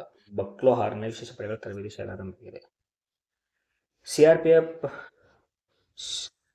Central reserve police force ಅಪ್ಪ ಅಸ್ಸಾಂನ ಗುವಾಹತಿಯಲ್ಲಿ ಅರ್ಜುನ್ ಭೋಗೇಶ್ವರ್ ಬರೋ ಕ್ರೀಡಾಂಗಣದಲ್ಲಿ ಇದನ್ನು CRPF ಅದನ್ನು ಪ್ರಾರಂಭವಾದ ದಿನವನ್ನು ಆಚರಿಸ್ತಾ ಇದ್ದಾರೆ. ಇದೇನಿದೆ CRPF ಅನ್ನೋದು, ಇದು ಒಂದು ಕೇಂದ್ರೀಯ ಪೊಲೀಸ್ ಪಡೆ ಹೇಳಿದೆಲ್ಲ, ಸೆಂಟ್ರಲ್ ರಿಸರ್ವ್ ಪೊಲೀಸ್ ಫೋರ್ಸ್ ಅಂತ. 1939 ಜುಲೈ 27ರಂದು ಕ್ರೌನ್ ರಿಪ್ರೆಸೆಂಟೇಟಿವ್ಸ್ ಪೊಲೀಸ್ ಎಂದು ಅವಾಗ ಸ್ಥಾಪನೆ ಆಯಿತು. 49ರಲ್ಲಿ 20 CRPF ಕಾಯ್ದೆ ಅಂಗೀಕರಿಸಿ ಕೇಂದ್ರ ಮೀಸಲು ಪಡೆ ಅಂತ ನೇಮ್ ಇಡ್ತಾರೆ. ಸೆಂಟ್ರಲ್ ರಿಸರ್ವ್ ಪೊಲೀಸ್ ಫೋರ್ಸ್ ಹೇಳಿದೆಲ್ಲ, ಸೆಂಟ್ರಲ್ ಆರ್ಮ್ಡ್ ಪೊಲೀಸ್ ಫೋರ್ಸ್ ಇದು. ಕೇಂದ್ರೀಯ ಸಶಸ್ತ್ರ ಪೊಲೀಸ್ ಪಡೆ CRPF ಆಯಿತಾ. Central armed police force CRPF ಇದರ ವಿಭಾಗ. ಈ CRPF ಮನೆ ಎಕ್ಸಾಮ್ ಆಯ್ತಲ್ಲಪ್ಪ, ಅದು ಕೂಡ ಇದರ ಅಡಿಯಲ್ಲೇ ಬರ್ತೈತೆ. ಇದು ಒಟ್ಟು ಎಲ್ಲ ಎಲ್ಲಿ ಅಂದರೆ ಕೇಂದ್ರ ಗೃಹ ಸಚಿವಾಲಯ ಅಡಿಯಲ್ಲಿ ಕಾರ್ಯನಿರ್ವಹಿಸ್ತದೆ. ಆಮೇಲೆ 10ನೇ ಅಸ್ಸಾಂ ಪೊಲೀಸ್ ಬೆಟಾಲಿಯನ್ ನೂತನ ಕ್ಯಾಂಪಸ್ಗೆ ಸಚಿವರು, ನಮ್ಮ ಗೃಹ ಸಚಿವರು ಭೇಟಿ ನೀಡಿದ್ದಾರೆ ಅಂದರೆ ಶಂಕುಸ್ಥಾಪನೆ ಮಾಡಿದ್ದಾರೆ. Very important. ಕೇಂದ್ರೀಯ ಸಶಸ್ತ್ರ ಪೊಲೀಸ್ ಪಡೆಗಳು ವೆರಿ ವೆರಿ ವೆರಿ ಇಂಪಾರ್ಟೆಂಟ್. ಇದು ಬಯೋಟ್ ಹಾಕಿ ಒಂದು ಹೋಗಿ ನಿಮ್ಮ ಎಕ್ಸಾಮ್ಸ್ ಮುಗಿಯೋದ್ರೊಳಗೆ, whether it may be CR police, DR, CRDR ಒಂದೇ, CRDR HKR ನಾಚಿಕೆ ಯಾವುದೇ ಆಗಿರಲಿ, ಸಿವಿಲ್ KS ISF ಯಾವುದಾದ್ರೂ ಒಂದು ಎಕ್ಸಾಮ್ಸ್ಗೆ ಇದರಲ್ಲಿ ಒಂದು ಕ್ವಶನ್ ಫಿಕ್ಸ್ ನಾನು ತೋರಿಸ್ತೀನಿ ನಿಮಗೆ. ಅಸ್ಸಾಂ ರೈಫಲ್ಸ್ ಅನ್ನೋದು ಇದು ಕೂಡ ಆರ್ಮಿ ಕನ್ಫ್ಯೂಸ್ ಮಾಡ್ಕೊಬೇಡಿ, ಇವೆಲ್ಲ ಪೊಲೀಸ್ ಪಡೆ. Indian army is Indian army, other than this. ಕೇಂದ್ರೀಯ ಸಲೀಸ್ ಪಡೆಗಳೇ ಭಾರತ ಅತ್ಯಂತ ಹಳೆಯ ಪಡೆಯಾಗಿದೆ. ಇದರ ಉದ್ದೇಶ ಏನು? ಅಸ್ಸಾಂ ರೈಫಲ್ಸ್ನ ಉದ್ದೇಶ ಏನಂದರೆ ಇಂಡೋ ಮಯನ್ಮಾರ್ ಗಡಿಯಲ್ಲಿ ಕೇಳಿದ ಕ್ವಶನ್ ಅಂತ ಕೇಳ್ತಿದ್ದೆ. ಇಂಡೋ ಮಯನ್ಮಾರ್ ಗಡಿಯಲ್ಲಿ ಇದ್ರ ಕಾವಲು ಇರ್ತದೆ. ಅಸ್ಸಾಂ ರೈಫಲ್ಸ್ ಏನು ಯಾವ ದೇಶ ಎರಡು ಭದ್ರತೆಗಿದೆ? Indo Myanmar. Border security force ಇದೆ ಭಾರತ ಮತ್ತು ಪಾಕ್, ಭಾರತ ಮತ್ತು ಬಾಂಗ್ಲಾದೇಶ್, BSF. ಅದರ ಜೀವನ ಪರ್ಯಂತ ಕರ್ತವ್ಯ, ಅದರ ಅರ್ಥ ಟ್ಯಾಗ್ಲೈನ್ ಹೊಂದಿದೆ ಪ್ರತಿಯೊಂದು. ಆಮೇಲೆ CISF ಇದು ಏನಿದೆ ಅಂದರೆ ಈ ದೊಡ್ಡ ದೊಡ್ಡ ಇಸ್ರೋ, ಅದಾದ ನಂತರ ಈ ಅಣುಸ್ಥಾವರಗಳು, ಅದಾದ ನಂತರ ಈ ವಿಮಾನ ನಿಲ್ದಾಣಗಳು, ಆಮೇಲೆ ಪ್ರಧಾನಮಂತ್ರಿ ಕಚೇರಿಗಳು, ಅಲ್ಲೆಲ್ಲ ಪ್ರಧಾನಮಂತ್ರಿ ಕಚೇರಿಗಳಂದರೆ ದೊಡ್ಡ ದೊಡ್ಡವು, ಅಲ್ಲೆಲ್ಲ ಇದು ಕೇಂದ್ರ ಕೈಗಾರಿಕಾ ಭದ್ರತಾ ಪಡೆ, ಖಾಸಗಿ ಸ್ವಾಮ್ಯದ ದೊಡ್ಡ ಸಂಸ್ಥೆಗೆ ಭದ್ರತಾ ಪೊಲೀಸ್ ನೀಡಿಸುತ್ತೆ. ಪ್ರಧಾನದಿಂದ NSG ಇರುತ್ತೆ, ನಾನು ಅದನ್ನ ಹೇಳ್ತಿಲ್ಲ. ಕಚೇರಿ ಸಂಕೀರ್ಣ ಏನಿರುತ್ತವಲ್ಲ ಅವನ್ನ ಇದು CISF ಇರುತ್ತೆ. Central reserve police force CRPF, ಸಶಸ್ತ್ರ ಪೊಲೀಸ್ ಏನಿದೆ ಅದರಲ್ಲಿ 7 ಘಟಕ, ಅದರ ಅತಿ ದೊಡ್ಡ ಘಟಕ ಯಾವುದು? CRPF. ನೆಕ್ಸ್ಟ್ ಬಂದ್ಬಿಟ್ಟು ಇಂಡೋ ಟಿಬೇಟಿಯನ್. ಇದು ಕೇಳ್ತಾನೆ, ಇಂಡೋ ಟಿಬೇಟಿಯನ್ ಅವರು ಎಲ್ಲೆಲ್ಲಿ ಅಂದರೆ ಲಡಾಖ್ನಿಂದ ಅರುಣಾಚಲ ಪ್ರದೇಶವರೆಗೆ ಭಾರತ ಚೀನಾ ಗಡಿ ರಚನೆ ಮಾಡ್ತಾರೆ. 1967ರಲ್ಲಿ ಇದು ಸ್ಟಾರ್ಟ್ ಆಗುತ್ತೆ. ನೆಕ್ಸ್ಟು ರಾಷ್ಟ್ರೀಯ national security guard NSG, black cats ಅಂತ ಕರೆತಿರ್ತಾರೆ. ಭಯೋತ್ಪಾದನೆ ವಿರುದ್ಧ ನಿಗ್ರಹಿಸಲು ಸ್ಥಾಪನೆ ಮಾಡಲಾಗಿದೆ. ಯಾವಾಗ ಸ್ಥಾಪನೆ ಮಾಡ್ತಾರೆ NSG? ಯಾರಾದ್ರೂ ಕಮೆಂಟ್ ಮಾಡ್ತೀರಾ? ಆಪರೇಷನ್ ಬ್ಲೂ ಸ್ಟಾರ್ ಆಗುತ್ತಲ್ಲ, ಆಮೇಲೆ ಅಸೆಸಿನೇಷನ್ ಆಫ್ ಇಂದಿರಾ ಗಾಂಧಿ 1984 ಆ ಟೈಮಲ್ಲಿ ಇದನ್ನ ಸ್ಟಾರ್ಟ್ ಮಾಡ್ತಾರೆ ಎಚ್ಚೆತ್ಕೊಂಡ ಸರ್ಕಾರ. ಆಮೇಲೆ ಸಶಸ್ತ್ರ ಸೀಮಾಬಲ, ಇದು ಈ ನೇಪಾಳ ಮತ್ತು ಭೂತಾನ್ ಜೊತೆಗಿನ ಭಾರತ ಗಡಿಯನ್ನು ಕಾಯ್ತಿದ್ದೀವಿ. ನೇಪಾಳ ಭೂತಾನ ಅಲ್ಲಿಂದ ಅದು ಸಶಸ್ತ್ರ ಸೀಮಾಬಲ 1960 ಡಿಸೆಂಬರ್ 20ರಂದು ಸ್ಥಾಪನೆ ಮಾಡ್ತಾರೆ. ಟೋಟಲ್ ಆಗಿ 7. ನಿಮ್ಗೆ ಅರ್ಥ ಆಯ್ತಲ್ಲ? ಇದನ್ನು ಬಾಯಟಾಕಿ ಮುಂದೋಗಿ ಯಾವ ದೇಶಗಳನ್ನು ಕಾಯುತ್ತೆ, ಅದರಲ್ಲಿ ಏನು ಕೆಲಸ. ಭಾರತ ಇತಿಹಾಸದಲ್ಲಿ ಅತಿ ದೊಡ್ಡ ರಕ್ಷಣಾ ಖರೀದಿ ಒಪ್ಪಂದ 3.6 ಲಕ್ಷ ಕೋಟಿ ರಕ್ಷಣಾ ಖರೀದಿ ಒಪ್ಪಂದ. ಫ್ರೆಂಡ್ಸ್, ನಾನು 14 ಅಮೆರಿಕ ಆರ್ಬಿಂಗ್ ಮಾಡ್ಬೇಕಂತ ಅನ್ಕೊಂಡು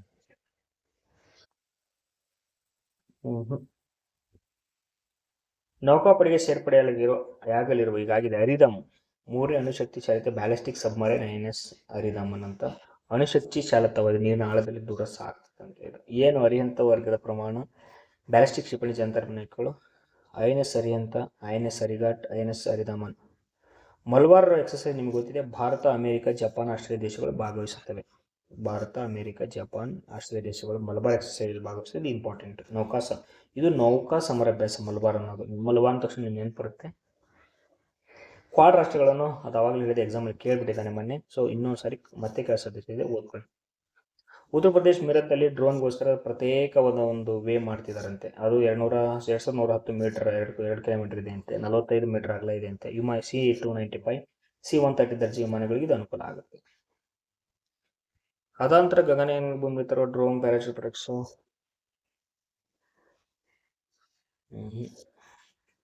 S-400 ರಷ್ಯಾ ಜೊತೆಗೆ, ಫ್ರಾನ್ಸ್ ಜೊತೆಗೆ ಒಂದು ಒಪ್ಪಂದ ಮಾಡ್ಕೊಂಡಿದೆ, ಅದಷ್ಟೇ. ಅದರಿಂದ ಜಾಸ್ತಿ ಏನು ಕ್ವಶನ್ ಕೇಳಲ್ಲ ಅದನ್ನು. ನೆಕ್ಸ್ಟು, ಭಾರತದ ಮೊದಲ ಖಾಸಗಿ ವಲಯದ H-120 ಹೆಲಿಕಾಪ್ಟರ್ ಎಂಜಿನ್ ಘಟಕ ಕೋಲಾರ ವಿಮಾನ. ಇದು ಕರ್ನಾಟಕ ಇಂಪಾರ್ಟೆಂಟ್. ಕೋಲಾರ ಜಿಲ್ಲೆಯ ವೆಮಗಲ್ನಲ್ಲಿ ಭಾರತದ ಮೊದಲ ಖಾಸಗಿ ವಲಯದ ಹೆಲಿಕಾಪ್ಟರ್ ಅಂತಿಮ ಜೋಡಣಾ ಘಟಕ್ಕೆ ಪ್ರಧಾನಿ ನರೇಂದ್ರ ಮೋದಿ ಮತ್ತು ಫ್ರೆಂಚ್ನ ಅಧ್ಯಕ್ಷ ಎಮ್ಯಾನ್ಯುಯಲ್ ಮ್ಯಾಕ್ರಾನ್ ಅವರು ವರ್ಚುವಲ್ ಆಗಿ ಉದ್ಘಾಟನೆ ಮಾಡಿದರು. ಇದೇನಂದರೆ ಭಾರತದ ಮೊದಲ ಖಾಸಗಿ ವಲಯದ ಹೆಲಿಕಾಪ್ಟರ್ ಫೈನಲ್ ಅಸೆಂಬ್ಲಿ. ಹೆಲಿಕಾಪ್ಟರ್ಗಳನ್ನು ಒಂದು ಕಡೆ ಫೈನಲ್ ಜೋಡಣೆ ಮಾಡ್ತಾರಲ್ಲ ಆ ಕ್ಷೇತ್ರ ಎಲ್ಲಿದೆ? ಕೋಲಾರ ಜಿಲ್ಲೆ ವೆಮಗಲ್ನಲ್ಲಿ. C-295 ವಿಮಾನಗಳು ಗುಜರಾತ್ನ ವಡೋದರಲ್ಲಿ ಸ್ಥಾಪನೆ ಮಾಡ್ತಂತೆ. ಅದಕ್ಕೆ ಸ್ಪೇನ್ನ ಸಹಕಾರ ಇರುತ್ತೆ, ಸ್ಪೇನ್ ದೇಶದ. ಅದಕ್ಕೆ ಭಾರತ ಸ್ಪೇನ್. C-295 ಸ್ಪೇನಿಂದ. ಟೆಟನಸ್ ವಯಸ್ಕರ ಡಿಪ್ತೆರಿಯಾ ಸ್ವದೇಶಿ ಲಸಿಕೆ ಬಿಡುಗಡೆ. ಟೆಟನಸ್ ಮತ್ತು ಸಂಪೂರ್ಣ ದೇಶಕ್ಕೆ ತಯಾರಿಸಿದ ಟೆಟನಸ್ ಮತ್ತು ವಯಸ್ಕರ ಡಿಪ್ತೀರಿಯಾ TD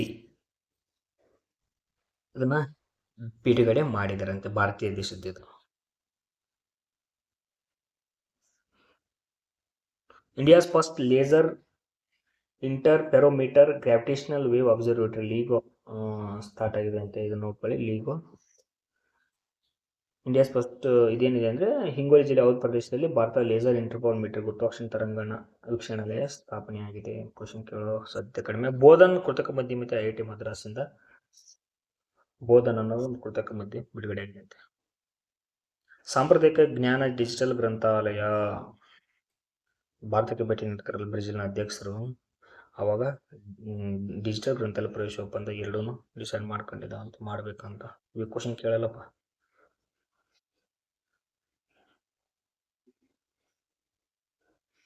ಭೂಕಕ್ಷೆಯಲ್ಲಿ ಗೂಢಚಾರ್ಯ ಕ್ಷೇತ್ರದಲ್ಲಿ ಭಾರತೀಯ ಖಾಸಗಿ ಏರೋಸ್ಪೇಸ್ ಸಂಸ್ಥೆಯನ್ನು ಮಹತ್ವ ಮೈಲಿಗಲ್ಲಿಸಿದೆ. ಅಹಮದಾಬಾದ್ ಮೂಲದ ಅಜಿಸ್ಟಾ ಇಂಡಸ್ಟ್ರೀಸ್ ಪ್ರೈವೇಟ್ ಲಿಮಿಟೆಡ್ ಸಂಸ್ಥೆ ಉಪಗ್ರಹ ಈ ಕೆಲಸ ಮಾಡಿದೆ ಅಂತೆ.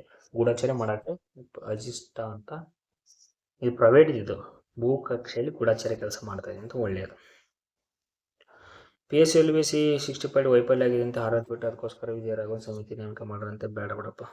ಈ ನಿಸಾರ ಕಳಿಸಿದ್ರಲ್ಲಪ್ಪ, India US set NISAR sending soil moisture data about India every 12 days. NISAR ಅನ್ನೋದು ಪ್ರತಿ 12 ದಿವಸಕ್ಕೆ ಅಲ್ಲಿರುವ ಸಾಯಿಲ್ನ ಮಾಯಿಶ್ಚರ್ನ ಕಳಿಸ್ತಾ ಇರ್ತಂತೆ. ಇದಕ್ಕಿಷ್ಟು ವರ್ಷ ನೋಡ್ಕೊಳ್ಳಿ. ಇದೊಂದು ಇಂಪಾರ್ಟೆಂಟ್. ಬಾಫ್ಟಾ ಚಲನಚಿತ್ರ ಪ್ರಶಸ್ತಿ 6 ಪ್ರಶ್ನೆ ಗೆದ್ದ ಒನ್ ಬ್ಯಾಟಲ್ ಆಫ್ಟರ್ ಅನ್ನೋದು ಬೇರೆ ಬೇರೆ ಪ್ರಶಸ್ತಿ ಕೂಡ ಗೆಲ್ಲುತ್ತೆ. ಇದಕ್ಕೆ ಬಾಫ್ಟಾ ಅನ್ನೋದೇನಿಲ್ಲ, ಬ್ರಿಟಿಷ್ ಅಕಾಡೆಮಿ ಫಿಲ್ಮ್ ಅವಾರ್ಡ್ಸ್ ಅವರು ನೀಡ್ತಾರಂತೆ. ಒನ್ ಬ್ಯಾಟಲ್ ಆಫ್ಟರ್ ಅನ್ನೋದು ಅತಿ ಹೆಚ್ಚು ಪ್ರಶಸ್ತಿಗಳನ್ನು ನೀಡ್ತದಂತೆ.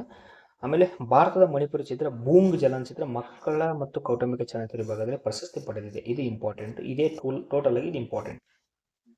ಆಮೇಲೆ ಅತ್ಯುತ್ತಮ ಚಿತ್ರ ಯಾವುದು, ಅತ್ಯುತ್ತಮ ನಿರ್ದೇಶಕ ಯಾವುದು, ಪೋಷಕ ನಟ ಯಾವುದು ನೋಡ್ಕೊಳ್ಳಿ. ಅತ್ಯುತ್ತಮ ಚಿತ್ರ ಬೆಸ್ಟ್ ಫಿಲ್ಮ್ ಅದು. ಅತ್ಯುತ್ತಮ ನಿರ್ದೇಶಕ best actor Paul Thomas Anderson. BAFTA ಪ್ರಶಸ್ತಿ ಹೇಳಿದಲ್ಲ, ಬ್ರಿಟಿಷ್ ಅಕಾಡೆಮಿ ಚಲನಚಿತ್ರ ಪ್ರಶಸ್ತಿಗಳು ಬ್ರಿಟಿಷ್ ಮತ್ತು ಅಂತಾರಾಷ್ಟ್ರೀಯ ಚಲನಚಿತ್ರಗಳಲ್ಲಿನ ಶ್ರೇಷ್ಠತೆಯನ್ನು ಗೌರವಿಸುವ ವಾರ್ಷಿಕ ಪ್ರಶಸ್ತಿ ಪ್ರದಾನ ಮಾಡೋದ್ರಿಂದ ಅದು 49ರಿಂದ ಇದನ್ನು ಕೊಡ್ತಾ ಇದ್ರಂತೆ. ನೆಕ್ಸ್ಟ್ 70ನೇ ಫಿಲ್ಮ್ ಫೇರ್ ಸೌತ್ ಪ್ರಶಸ್ತಿ, ಫಿಲ್ಮ್ ಫೇರ್ ಸೌತ್ ಅವಾರ್ಡ್ ಕೇರಳದ ಕೊಚ್ಚಿಯಲ್ಲಿ ನಡೆದಿದೆ ಈ ಸಮಾರಂಭ. ಸೊ ಸೌತ್ ವಿಭಾಗದವ್ರಿಗೆ ಮಾತ್ರ ಇದನ್ನ, Kannada, Telugu, Tamil, Malayalam main south industries ಏನಿದೆಯಲ್ಲ ಅವರಿಗೆ ಪ್ರಶಸ್ತಿ ನೀಡ್ತಾರಂತೆ. ಕನ್ನಡ ವಿಭಾಗ, ವಿವಿಧ ವಿಭಾಗಗಳ ಕನ್ನಡ ಸಿನಿಮಾಗಳು ಎಲ್ಲಿ ಅಂದರೆ ಅತ್ಯುತ್ತಮ ಚಿತ್ರ ಪ್ರಶಸ್ತಿ ಶಾಕಾಹಾರಿ 3 ಪ್ರಶಸ್ತಿ ಪಡೆದು, ಕೃಷ್ಣ ಪ್ರಳಂಚಕ್ಕೆ 3 ಪ್ರಶಸ್ತಿ ಪಡೆದಂತೆ. ಅತ್ಯುತ್ತಮ ನಟ ಮುರಳಿ ಬಗೀರ ಮೂವಿಗೆ ನೋಡ್ಕೊಳ್ಳಿ. ಹೆಂಗೆ 3 ಸಾಧಕರಿಗೆ ನಾಡೋಜ ಪ್ರಶಸ್ತಿ, very important.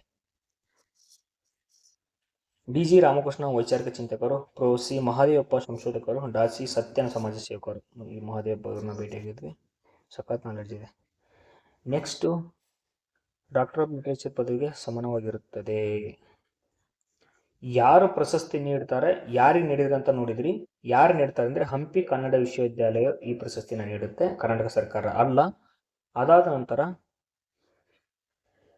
Doctor of literature delete ಪದವಿಗೆ ಸಮಾನತೆ ಪ್ರಶಸ್ತಿ ನೀಡೋದಂದ್ರೆ ಇದು ಯಾರಿಗೆ ಸಂಬಂಧಪಡುತ್ತೆ ನಾಡೋಜು ಅಂತ ಆದಿಕವಿ ಪಂಪನಿಗೆ ಸೇರಿದಾಗಿದೆ ಅಂತೆ ನಾಡೋಜು ಅನ್ನೋದು ಒಂದು ಪದ. 1995 ಮೊದಲ ಬಾರಿಗೆ ನೀಡ್ತೈತಿ. ಅದನ್ನ ನಮ್ಮ ಹೆಮ್ಮೆಯ ಕುವೆಂಪು, ನಿಜಲಿಂಗಪ್ಪ, ಗಂಗೂಬಾಯಿ ಹಾನಗಲ್ ಪ್ರಥಮ ಪುರಸ್ಕೃತರು ಇವರು 1995 ಈ ವರ್ಷ ಈ 3 ಜನ. ಕರ್ನಾಟಕ ಸರ್ಕಾರ 1991 ವಿಶ್ವವಿದ್ಯಾಲಯ ಸ್ಥಾಪಿಸಿ ಕನ್ನಡ ಭಾಷೆಯನ್ನು ಅಭಿವೃದ್ಧಿಪಡಿಸುವ ಕನ್ನಡ ಸಾಹಿತ್ಯ, ಸಂಪ್ರದಾಯ, ಸಂಸ್ಕೃತಿ ಹಾಗೂ ಜಾನಪದ ಉದ್ದೇಶ ಗುರಿ ಹೊಂದಿದೆ. 1995ರಿಂದ ಪ್ರತಿ ವರ್ಷ ಈ ಪ್ರಶಸ್ತಿಯನ್ನು ನೀಡ್ತಾ ಇದ್ದಾರೆ. ಈ ಹಂಪಿ ಕನ್ನಡ ವಿಶ್ವವಿದ್ಯಾಲಯದ ಧ್ಯೇಯ ವಾಕ್ಯ ಯಾವುದು? ಮಾತೆಂಬುದು ಜ್ಯೋತಿರ್ಲಿಂಗ. ಎಸ್. ನೆಕ್ಸ್ಟ್ SL ಭೈರಪ್ಪ ಪ್ರತಿಷ್ಠಾಪನದಿಂದ ನೀಡುವಂತಹ ಪ್ರಶಸ್ತಿ, SL ಭೈರಪ್ಪ ಸಾಹಿತ್ಯ ಪ್ರತಿಷ್ಠಾನ ಪ್ರಶಸ್ತಿಗೆ ನಿರ್ದೇಶಕ ಪ್ರಕಾಶ್ ಬೆಳವಡಿ ಅವರು ಆಯ್ಕೆಯಾಗಿರುವಂತೆ 1 ಲಕ್ಷ ರೂಪಾಯಿ ಇದೆ. ಅದಾದ ನಂತರ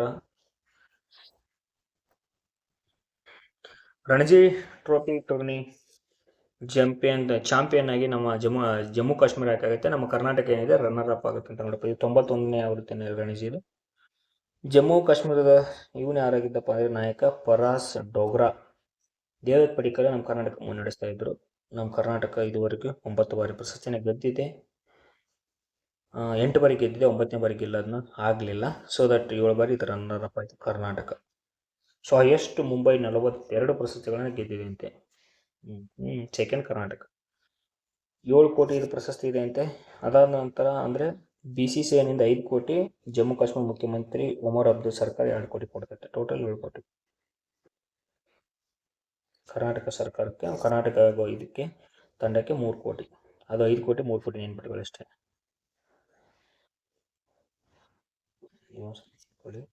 ಸೈಯದ್ ಮುಷ್ತಾಕ್ ಅಲಿ ಟ್ರೋಫಿ T20 ಜಾರ್ಖಂಡ್ ಮೊದಲ ಬಾರಿ ಚಾಂಪಿಯನ್ ಆಗುತ್ತೆ. ವಿಜಯ ಹರಯ್ಯ ಟ್ರೋಫಿಯಲ್ಲಿ ವಿದರ್ಭ ಚತುರ್ಥ ಪ್ರಶಸ್ತಿ ಆಗುತ್ತೆ.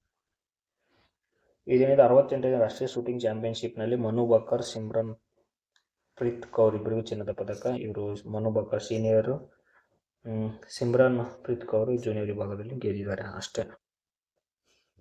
ಅಮೆರಿಕದ ಎರಿ ವಿಲಿಯಮ್ ಡೆನ್ ಸತ್ತಂತೆ ತೀರ್ಕೊಂಡಿದ್ದಾರಂತೆ ನೋಡ್ಕೊಳ್ಳಿ. ಡ್ರಗ್ ಮಾಫಿಯಾ ನಾಯಕ ಜೆಲಿಸ್ಕೋ ಜೂನಿಯರ್ ಕಾರ್ಟೆಲ್ ಯಾವ ದೇಶದ ಮೆಕ್ಸಿಕೋ ಇವನು ಹಾಕ್ಸ್ಕೊಂಡವನೆ. ನೆಕ್ಸ್ಟ್ ಬ್ರಿಟನ್ನ ಮಾಜಿ ಪ್ರಿನ್ಸ್ ಆಂಡ್ರೋ ಬಂಧನ. ರಾಜಕುಮಾರ ಲೈಂಗಿಕ ಕಿರುಕುಳ ನೀಡಿದೆ ಅಂತ ಹೇಳ್ಬಿಟ್ಟು ಆಂಡ್ರೋ ಮೌಂಟ್ ಬೇಟನ್ ಬಂಧನ ಮಾಡಿದಂತೆ ಕ್ವಶನ್ ಆದಾದ್ಮೇಲೆ 8 ತಾಸಿನಲ್ಲಿ ಅಕಾಂಗಾವ ಶಿಖರ ಏರಿದ ದಾಖಲೆ ನಿಲ್ಲಿಸಿದ ರಾಜ್ಯದ ಯುವ ವೈದ್ಯ ಕ್ಯಾಪ್ಟನ್ ಸಂತೋಷ್ ಕುಮಾರ್ ಅವರು ಅರ್ಜೆಂಟೀನಾದ ಎತ್ತರದ ಮೌಂಟ್ ಅಕಾಂಗೋ ಪರ್ವತವನ್ನು 8 ಗಂಟೆ ಒಳಗೆ ಏರಿದ್ದಾರೆ. ಮೌಂಟ್ ಅಕಾಂಗೋ ಬಗ್ಗೆ ಕೇಳ್ಬೋದು. 6960 ಮೀಟರ್ ಅಕಾಂಗೋ ದಕ್ಷಿಣ ಅಮೆರಿಕದಲ್ಲಿ ಅತಿ ಎತ್ತರದ ಶಿಖರ. ದಕ್ಷಿಣ ಅಮೆರಿಕ ಏನಿಲ್ಲ. ಆಮೇಲೆ ಏಷ್ಯಾದವರೆಗೆ 2ನೇ ಅತಿ ಎತ್ತರದ ಪರ್ವತ ಅದಾಗಿದೆ. ಆಮೇಲೆ ವಿಶ್ವ ಆರ್ಥಿಕ ವೇದಿಕೆ ರಾಜೀನಾಮೆ ಕೊಟ್ಟಂತ ಅದನ್ನೆಲ್ಲ ಕೇಳಲ್ಲ. ರಾಜೀನಾಮೆ ನೀಡಿದವರು ಯಾರು ಅಂದ್ರೆ ಬ್ರೆಂಡ್ ಅಂತ ನೆನಪಿಕೊಂಡು ನೆನಪಿರುತ್ತೆ. ಬ್ರೆಂಡೆ ಯಾವ ಸ್ಥಾಪನೆ ಆಯಿತು? ವರ್ಲ್ಡ್ ಎಕನಾಮಿಕ್ ಫೋರಮ್ 1971 ಜನವರಿ 24ರಂದು ಕ್ಲಾಸ್ ಶ್ವಾಬ್ ಎಂಬ ಜರ್ಮನಿ ಅರ್ಥಶಾಸ್ತ್ರಜ್ಞರು ಸ್ಥಾಪನೆ ಮಾಡ್ತಾರೆ. ಸ್ವಿಟ್ಜರ್ಲೆಂಡ್ನ ಜಿನಿವಾದಲ್ಲಿ ಇದನ್ನ ವರ್ಲ್ಡ್ ಎಕನಾಮಿಕ್ ಫೋರಮ್ ಇದೆ, ನೆನಪಿಟ್ಕೊಳ್ಳಿ, ವೆರಿ ಇಂಪಾರ್ಟೆಂಟ್. ಅದಕ್ಕಿಂತ ಇಂಪಾರ್ಟೆಂಟ್ ಇಲ್ಲಿ ನೋಡಿ, ವಿಶ್ವಸಂಸ್ಥೆ ಈ ಕೆಳಗಿನ ವರದಿಗಳನ್ನು ಬಿಡುಗಡೆ ಮಾಡಿದೆ. ವರ್ಲ್ಡ್ ಎಕನಾಮಿಕ್ ಫೋರಮ್ ಯಾವುದ್ಯಾವುದನ್ನ? ದ ಗ್ಲೋಬಲ್ ರಿಸ್ಕ್ ರಿಪೋರ್ಟ್, ಉದ್ಯೋಗಗಳ ಭವಿಷ್ಯ ನಿಧಿ, ಜಾಗತಿಕ ಸೈಬರ್ ಭದ್ರತಾ ಮುನ್ನೋಟ, ವೆರಿ ಇಂಪಾರ್ಟೆಂಟ್. ಪರಿಣಾಮ ಮತ್ತು ಪ್ರವಾಸೋದ್ಯಮ ಅಭಿವೃದ್ಧಿ ಸೂಚ್ಯಂಕ, ಜಾಗತಿಕ ಲಿಂಗಾಂತರ ವರದಿ, global gender gap index, top 10 ಉದಯೋನ್ಮುಖ ತಂತ್ರಜ್ಞಾನ, ವೆರಿ ಇಂಪಾರ್ಟೆಂಟ್. ಇದನ್ನ ಯಾವ ರಿಲೀಸ್ ಮಾಡುತ್ತೆ ವರದಿಗಳನ್ನು ಅನ್ನೋದನ್ನ ನೋಡ್ಕಿರಲೇಬೇಕು ನೀವು. ಈಶಾನ್ಯ ಗಡಿನಾಡು ರೈಲ್ವೆ 5 ನಿಲ್ದಾಣಕ್ಕೆ ಈಟ್ ರೈಟ್ ಸ್ಟೇಷನ್ ಪ್ರಯಾಣೀಕರಣ, 5 inter station eat right certification ಕೊಟ್ಟಿದೆ ಅಂತ ಈಶಾನ್ಯ ನಿಲ್ದಾಣಗಳು. ಈಗ ನಿಮ್ಗೆಲ್ಲ ಗೊತ್ತಿದೆ, ರೇಲ್ ಮೊದಲೆಲ್ಲ ಇವು ಇದ್ವೆಲ್ಲ ಆ್ಯಪು, ಇವಾಗ Indian railway launches Rail 1 an all in one super app. ಇದರಲ್ಲೇನೆ ಎಲ್ಲ ಬುಕ್ ಮಾಡೋದು, ಅದಾದ ನಂತರ ನಿಮ್ಮ ಟಿಕೆಟ್ ನೋಡ್ಕೊಂಡು ಸ್ಲೀಪರ್ ಟಿಕೆಟ್ ಯಾವುದನ್ನು ಎಲ್ಲ ಬುಕ್ ಮಾಡೋದು, ಟ್ರ್ಯಾಕ್ ಮಾಡೋದು, ರೈಲ್ವೆನ ಪಿನ್ ನಂಬರ್ ಹಾಕಿ ಸ್ಟೇಟಸ್ನ ನಿಮ್ಮದು ಕನ್ಫರ್ಮ್ ಆಯ್ತಾ ಬುಕ್ಕಿಂಗ್ ಎಲ್ಲ ಇದರಿಂದ ಗೊತ್ತಾಗುತ್ತೆ. ರೇಲ್ 1 ದೇಶ ಅತಿ ವೇಗದ ಮೆಟ್ರೋ ರೈಲು ನಮ್ಮ ಭಾರತಕ್ಕೆ ಪ್ರಧಾನಿ. ದೇಶದ ತುಂಬ ಸ್ಪೀಡಾಗಿ ಯಾವುದು ಹೋಗುತ್ತೆ ಅಂದರೆ ಮೆಟ್ರೋ ರೈಲು ನಮೋ ಭಾರತಕ್ಕೆ ಪ್ರಧಾನಿ ಮೋದಿ ಅವರ ಸೂಚನೆ. ಹಳೆಯ ಮೆಟ್ರೋ ಮತ್ತು ರ್ಯಾಪಿಡ್ ರೈಲು ಸಂಚಾರ ಅವಕಾಶ ಪರೀಕ್ಷೆ ಮೊದಲ ಉದಾಹರಣೆ ಇದಾಗಿದೆ ಅಂತೆ. ಈ ಗಂಟೆಗೆ 170 ಕಿಲೋಮೀಟರ್ ಹೋಗುತ್ತದೆ ಅಂತ. 23 ಕಿಲೋಮೀಟರ್ ಉದ್ದದ ಮೆರತ್ ಮೆಟ್ರೋ ದೇಶದ ಅತಿ ವೇಗದ ಮೆಟ್ರೋ. ಮೀರತ್ ಮೆಟ್ರೋ ಏನಿದೆ ದೇಶದ ಅತಿ ಉದ್ದ ಸ್ಪೀಡ್ ಹೋಗುತ್ತಂತೆ ಆ ಮೆಟ್ರೋ ನೆನ್ಪಿಟ್ಕೊಳ್ಳಿ. ನೆಕ್ಸ್ಟ್, ದೆಹಲಿಯ ಉದ್ಯೋಗ ಭವನ ಮೆಟ್ರೋ ನಿಲ್ದಾಣಕ್ಕೆ ಸೇವಾ ತೀರ್ಥ. ನಿಮಗೆ ಗೊತ್ತಿದೆಯಲ್ಲ, ನರೇಂದ್ರ ಮೋದಿ ನ್ಯಾಷನಲ್ ಆದಾಯ ಬಂದರು ಪ್ರಧಾನಮಂತ್ರಿಯವರ ಶಾಶ್ವತ ನಿವಾಸ ಯಾವುದು ಅಂದರೆ ಸೇವಾ ತೀರ್ಥ ಭವನ್. ಅಲ್ಲಿ ಏನರ್ಥ ಅಂದರೆ ಮೊದಲ ಉದ್ಯೋಗ ಭವನ ಮೆಟ್ರೋ ಅಂತ ಕರಿತಾ ಇದ್ರು. ಈಗ ನೆಕ್ಸ್ಟ್ ಸೇವಾ ತೀರ್ಥ ಅಂತ ಹೆಸರಿಟ್ರು. ಯಾಕಪ್ಪ ಅಂದರೆ ಅದು ಸೇವಾ ತೀರ್ಥಕ್ಕೆ ನಿಯರ್ ಇದೆ ಮೆಟ್ರೋ ಸ್ಟೇಷನ್. ಅದಕ್ಕೆ ದೆಹಲಿ ಮೆಟ್ರೋ ನಿಲ್ದಾಣ ಚೇಂಜ್ ಆಗಿದೆ ಅಂತ ನೋಡಪ್ಪ. ಮಯೂರ್ ವಿಹಾರ್ ಪ್ಯಾಕೆಟ್ ಹೆಸರು ಬಂದ್ಬಿಟ್ಟು ಈಗ ಶ್ರೀರಾಮ ಮಂದಿರ ಮಯೂರ್ ವಿಹಾರ್ ಅಂತ ಆಗಿದೆ ಅಂತೆ.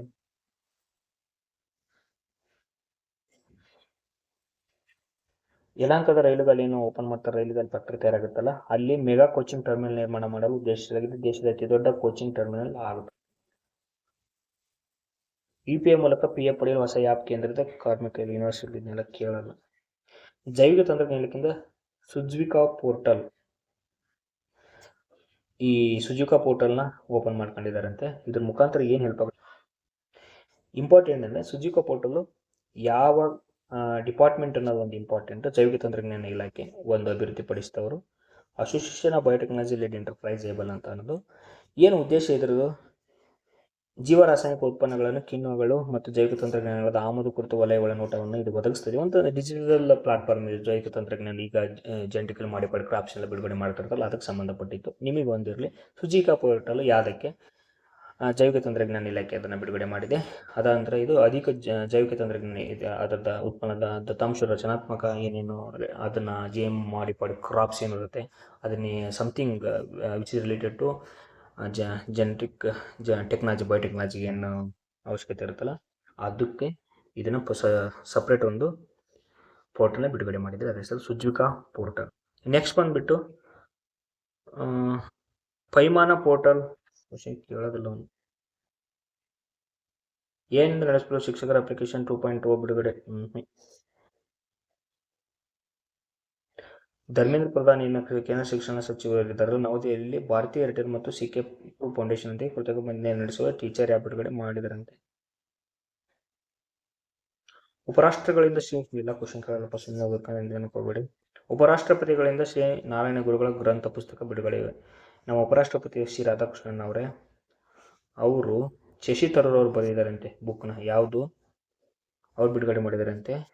ಯಾವ ಬುಕ್ ಹೆಸರು? The sage who reimagined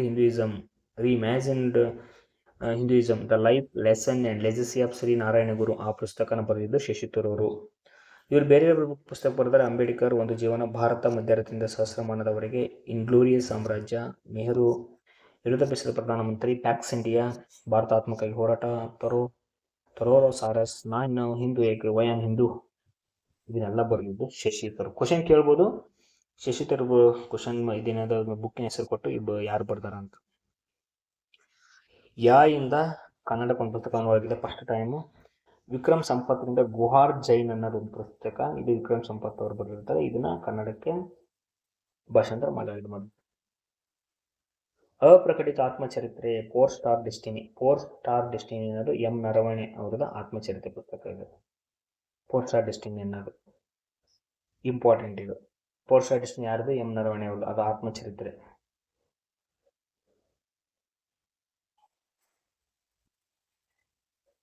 Atal Bihari Vajpayee, the eternal statements coffee table ಪುಸ್ತಕ ಬಿಡುಗಡೆ. C P. Radhakrishna Atal Bihari Vajpayee the eternal statement ಎಂಬ ಕಾಪಿ ಟೇಬಲ್ ಪುಸ್ತಕ ಬಿಡುಗಡೆ ಮಾಡಿದರು. ಇದು ಯಾರಿಗೆ ಸಂಬಂಧಪಟ್ಟ? ವಾಜಪೇಯಿ ಸಂಬಂಧಪಟ್ಟ.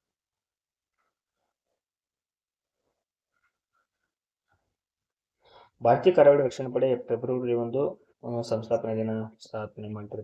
ಭಾರತೀಯ ಕರಾವಳಿ ರಕ್ಷಣಾ ಪಡೆ ವ್ಯವಸ್ಥಾಪನೆ 1977. ಕೇಂದ್ರ ಕಚೇರಿ ನವದೆಹಲಿ. ವಯಂ ರಕ್ಷಂ ಅಂದರೆ ನಾವು ರಕ್ಷಿಸುತ್ತೇವೆ ಅಂತ ಇದೆ ಕೇಂದ್ರ ಕರಾವಳಿ ಪಡೆ. ಕೇಂದ್ರ ಕಚೇರಿ ನವದೆಹಲಿ, ವೆರಿ ಇಂಪಾರ್ಟೆಂಟ್. ಯಾವ ಸಚಿವಾಲಯದಲ್ಲಿ? ಕೇಂದ್ರ ರಕ್ಷಣಾ ಸಚಿವಾಲಯ. ಏನು ಇಂಪಾರ್ಟೆಂಟ್ ಅಂದರೆ ಇದು ಕರಾವಳಿ ರಕ್ಷಣಾ ಪಡೆ. ಕಡಲ ತೀರಕ್ಕೆ ಏನಾದರೂ ಸಮಸ್ಯೆಗಳು ಬಂದಾಗ ಅದನ್ನು ಬಗೆಹರಿಸಿ. ನೆಕ್ಸ್ಟ್, ವಿಶ್ವ ತೇವಭೂಮಿ, ನಿಮಗೆ ವೆಟ್ಲ್ಯಾಂಡ್ ಗೊತ್ತಿದೆ, ಫೆಬ್ರವರಿ 3, ವೆರಿ ಇಂಪಾರ್ಟೆಂಟ್. ಕೇಂದ್ರ ಕಚೇರಿ ಇಟಲಿಯ ರೋಮಲ್ಲಿದೆ. ಅದ ನಂತರ ಈ ದೇಯವಾಕ್ಯ ಏನಿದೆ, ಜೌಗುಭೂಮಿ ಪ್ರದೇಶಗಳು ಮತ್ತು ಸಾಂಪ್ರದಾಯಿಕ ಜ್ಞಾನ, ಸಾಂಸ್ಕೃತಿಕ ಪರಂಪರೆಯನ್ನು ಆಚರಿಸುವುದು, ವೆರಿ ಇಂಪಾರ್ಟೆಂಟ್. ತೇವಭೂಮಿ ರಕ್ಷಣೆಯಲ್ಲಿ ರಾಮ್ಸರ್ ಸೈಟ್ ಪ್ರತಿ ವರ್ಷ ಬಿಡುಗಡೆ ಮಾಡ್ತಿರ್ತಾರೆ. ಸೊ ದಟ್ ಅಭಿವೃದ್ಧಿ ಮಾಡೋಕ್ಕೋಸ್ಕರ ಅದನ್ನು ಸ್ವಲ್ಪ ನೋಡ್ಕೊಳ್ಳಿ. ಮೊದಲನೇ ಬಾರಿಗೆ 1971 ಫೆಬ್ರವರಿ 2ರಂದು ಇರಾನ್ನ ರಾಮ್ಸರ್ ಭೂಮಿಯಲ್ಲಿ ಸ್ವಾಮೀಜಿ ಆವಿಷ್ಕರಿಸಲಾಗಿತ್ತು. ಆದ್ದರಿಂದ ದೇವಭೂಮಿಯ ಆಚರಣೆ ಯಾಕೆ ಆಚರಣೆ ಮಾಡ್ತಾರೆ, ದೇವಕ್ಕೆಯನ್ನು ಯಾವ ದಿನ ಅಂತ ಒಂದು ನೋಡ್ಕೊಳ್ಳಿ. ನೆಕ್ಸ್ಟ್, ನರೇಗಾ ಈಗ ಇಬ್ಜಿ ರಾಮ್ಜಿ ಆಗಿದೆ. ಅದು ನರೇಗಾ ಡೇ ಆಗಿ ಫೆಬ್ರವರಿ 2 ಆಚರಣೆ ಮಾಡ್ತಾರೆ. ಶ್ರೀಲಂಕಾ ಸ್ವಾತಂತ್ರ್ಯ ದಿನ ಫೆಬ್ರವರಿ 4. ಒಂದ್ಸಾರಿ ಕ್ವಶನ್ ಕೇಳಿದ್ದ, ಅದಕ್ಕೋಸ್ಕರ ಕೊಟ್ಟಿದ್ದಾರೆ. ವಿಶ್ವ ಕ್ಯಾನ್ಸರ್ ದಿನ ಯುನೈಟೆಡ್ ಬೈ ಯುನಿಕ್ ಅನ್ನೋ ಒಂದು ವಾರದಿಂದ ಫೆಬ್ರವರಿ 4 ವಿಶ್ವ ಕ್ಯಾನ್ಸರ್ ದಿನ. 2000 ಫೆಬ್ರವರಿ 4ರಂದು ಪ್ಯಾರಿಸ್ ನಡೆದ ಸಾಮಾನ್ಯ ಕ್ಯಾನ್ಸರ್ ಇದ್ದ ಒಂದು ಜಾಗೃತಿ ಆಯೋಜನೆ ಆಗುತ್ತೆ. ಅದಕ್ಕೋಸ್ಕರ ಕ್ಯಾನ್ಸರ್ ಡೇ ಅಂತ ನೆನಪುಗಳು ಫೆಬ್ರವರಿ 4 ಸಾಕು. ವಿಶ್ವ ವಿಶ್ವ ಸಾಮಾಜಿಕ world day of social justice, renewed commitment to social development, social justice ಎಂಬ ವಾಕ್ಯ ನಡೆದಿದೆ ಫೆಬ್ರವರಿ 28. ಕರ್ನಾಟಕ ರಾಜ್ಯದ ಮೊದಲ ಖಾಸಗಿ ರೇಡಿಯೋ ಸ್ಟೇಷನ್ ಮೈಸೂರಿನ ಎಂ ಗೋಪಾಲಸ್ವಾಮಿ ಅವರ ನಿವಾಸದಲ್ಲಿ ವಿಠಲ್ ನಿವಾಸ 36ರಲ್ಲಿ ಪ್ರಾರಂಭಿಸ್ತಾ ಇದೆ. ರೇಡಿಯೋನ ಮಾಡ್ತಾರೆ. ಗೋಪಾಲಸ್ವಾಮಿ ಅವರ ನಿವಾಸದಲ್ಲಿ ಪ್ರಾರಂಭ ಆಗುತ್ತೆ. ರಾಷ್ಟ್ರೀಯ ವಿಜ್ಞಾನ ದಿನ ನಿಮಗೆಲ್ಲ ಗೊತ್ತಿದೆ, ಫೆಬ್ರವರಿ 28. ಸಿ.ವಿ. ರಾಮನ್ ಬೆಳಕಿನ ಚದುರುವಿಕೆ ಸಂಬಂಧಿ ಪ್ರಯೋಗನ ಮಾಡ್ತಾರೆ. ಅದಕ್ಕೋಸ್ಕರ ಇದನ್ನ 1922 ಫೆಬ್ರವರಿ ಸರಸಂಗಿನ ಬೆಳಕಿನ ಚದುರುವಿಕೆ ಮಾಡಿದಕ್ಕೋಸ್ಕರ ನ್ಯಾಷನಲ್ ಡೇ ಅಂತ ಆಚರಣೆ ಮಾಡ್ತಾರೆ. ಇವರಿಗೆ ನೊಬೆಲ್ ಕೂಡ ಸಿಕ್ತು. ಅದಾದ ನಂತರ ಇವ್ರಿಗೆ ಭಾರತ ರತ್ನ 1954ರಲ್ಲಿ ಸಿಕ್ತು. ಇವರು ಒಂದು ರಾಮನ್ ರಿಸರ್ಚ್ ಇನ್ಸ್ಟಿಟ್ಯೂಟ್ ಅಂತ 1948 ಸ್ಥಾಪನೆ ಮಾಡ್ತಾರೆ. ಭಾರತದಲ್ಲಿ ವಿಜ್ಞಾನಕ್ಕೆ ಸಂಬಂಧಿಸಿ ಆಚರಿಸುವ ದಿನಗಳು: national technology day May 11. 1998 May 11 ಪ್ರಧಾನಿ ಅಟಲ್ ಬಿಹಾರಿ ವಾಜಪೇಯಿ ಅವರು ಏನಿದಾರಲ್ಲ, ರಾಜಸ್ಥಾನ ಪೋಖ್ರಾನ್ನಲ್ಲಿ ಒಂದು ಅಣ್ವಸ್ತ್ರ ಪರೀಕ್ಷೆ ನಡೆಸ್ತಾರೆ. ಸೊ ಇದ್ರ ಮುಖಾಂತರ ಭಾರತಕ್ಕೆ ಅಮೆರಿಕಕ್ಕೆ ಸೆಡ್ ಹೊಡೆದು ನಾವು ಕೂಡ ಅಣುಶಕ್ತಿಯಲ್ಲಿ ನಾವು ಮುಂದಿದ್ದೇವೆ ಅಂತ ತೋರಿಸ್ಬಿಡ್ತಾರೆ. ಆ ದಿನವನ್ನು ನ್ಯಾಷನಲ್ ಟೆಕ್ನಾಲಜಿ ಡೇ ಅಂತ ಆಚರಣೆ ಮಾಡ್ತಾರೆ. ಆಗಸ್ಟ್ 23 ನಿಮಗೆಲ್ಲ ಗೊತ್ತಿದೆ, ಚಂದ್ರಯಾನ 3ನ ಮಿಷನ್ ವಿಕ್ರಮ್ ಲ್ಯಾಂಡರ್ ಸುರಕ್ಷಿತವಾಗಿ ಚಂದ್ರ ಮೇಲೆ 2023 ಆಗಸ್ಟ್ 23 ಲ್ಯಾಂಡ್ ಆಗುತ್ತೆ. ಅದಕ್ಕೆ ನಾವು ಶಿವಶಕ್ತಿ ಬಿಂದು ಅಂತ ಹೆಸರಿಡ್ತಾರೆ. ಆ ದಿನವನ್ನು ರಾಷ್ಟ್ರೀಯ ಬಾಹ್ಯಾಕಾಶ ದಿನವನ್ನಾಗಿ ನಾವು ಆಚರಣೆ ಮಾಡ್ತಿದ್ದೇವೆ. ಅದಾನಂತರ ಭಾರತೀಯ ಬಾಹ್ಯಾಕಾಶ ಪಿತಾಮಹ, ಇಸ್ರೋದ ಸಂಸ್ಥಾಪಕ ಅಧ್ಯಕ್ಷರಾದ ವಿಕ್ರಮ್ ಸಾರಾಭಾಯಿ ಅವರು 1919 ಆಗಸ್ಟ್ 12ರಂದು ಅಹಮದಾಬಾದ್ನಲ್ಲಿ ಇವರು ಜನಿಸ್ತಾರೆ. ಆ ಹಿನ್ನೆಲೆಯಲ್ಲಿ ಆಗಸ್ಟ್ 12ರಿಂದ 18ರವರೆಗೂ ಒಂದು ವಾರ ಬಾಹ್ಯಾಕಾಶ ವಾರ ಆಚರಿಸಲಾಗುತ್ತದೆ.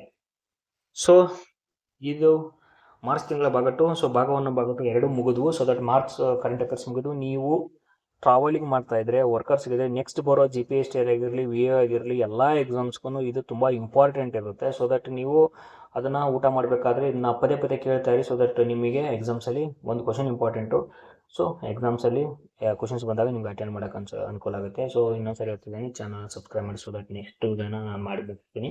ಸೊ ಜನವರಿಯಿಂದ ಜುಲೈವರೆಗೂ ಎಲ್ಲ ಮಂತ್ನ ಮ್ಯಾಗ್ಝಿನ್ಸು ನಮ್ಮ ಪ್ಲೇ ಲಿಸ್ಟಲ್ಲಿ ಅವೈಲೇಬಲ್ ಇರುತ್ತೆ. ಸೊ ದಟ್ ನೋಡಿ ನಿಮ್ಮ ಫ್ರೆಂಡ್ಸ್ಗೆ ಹೇಳಿ. ಇದರಿಂದ ನಿಮಗೆ ಹೆಲ್ಪ್ ಜಾಬ್ ತಗೊಂಡ್ರೆ ಅದೇ ನಮಗೆ ದೊಡ್ಡ ಸಂತೋಷ. Thank you ಮನೇಡ.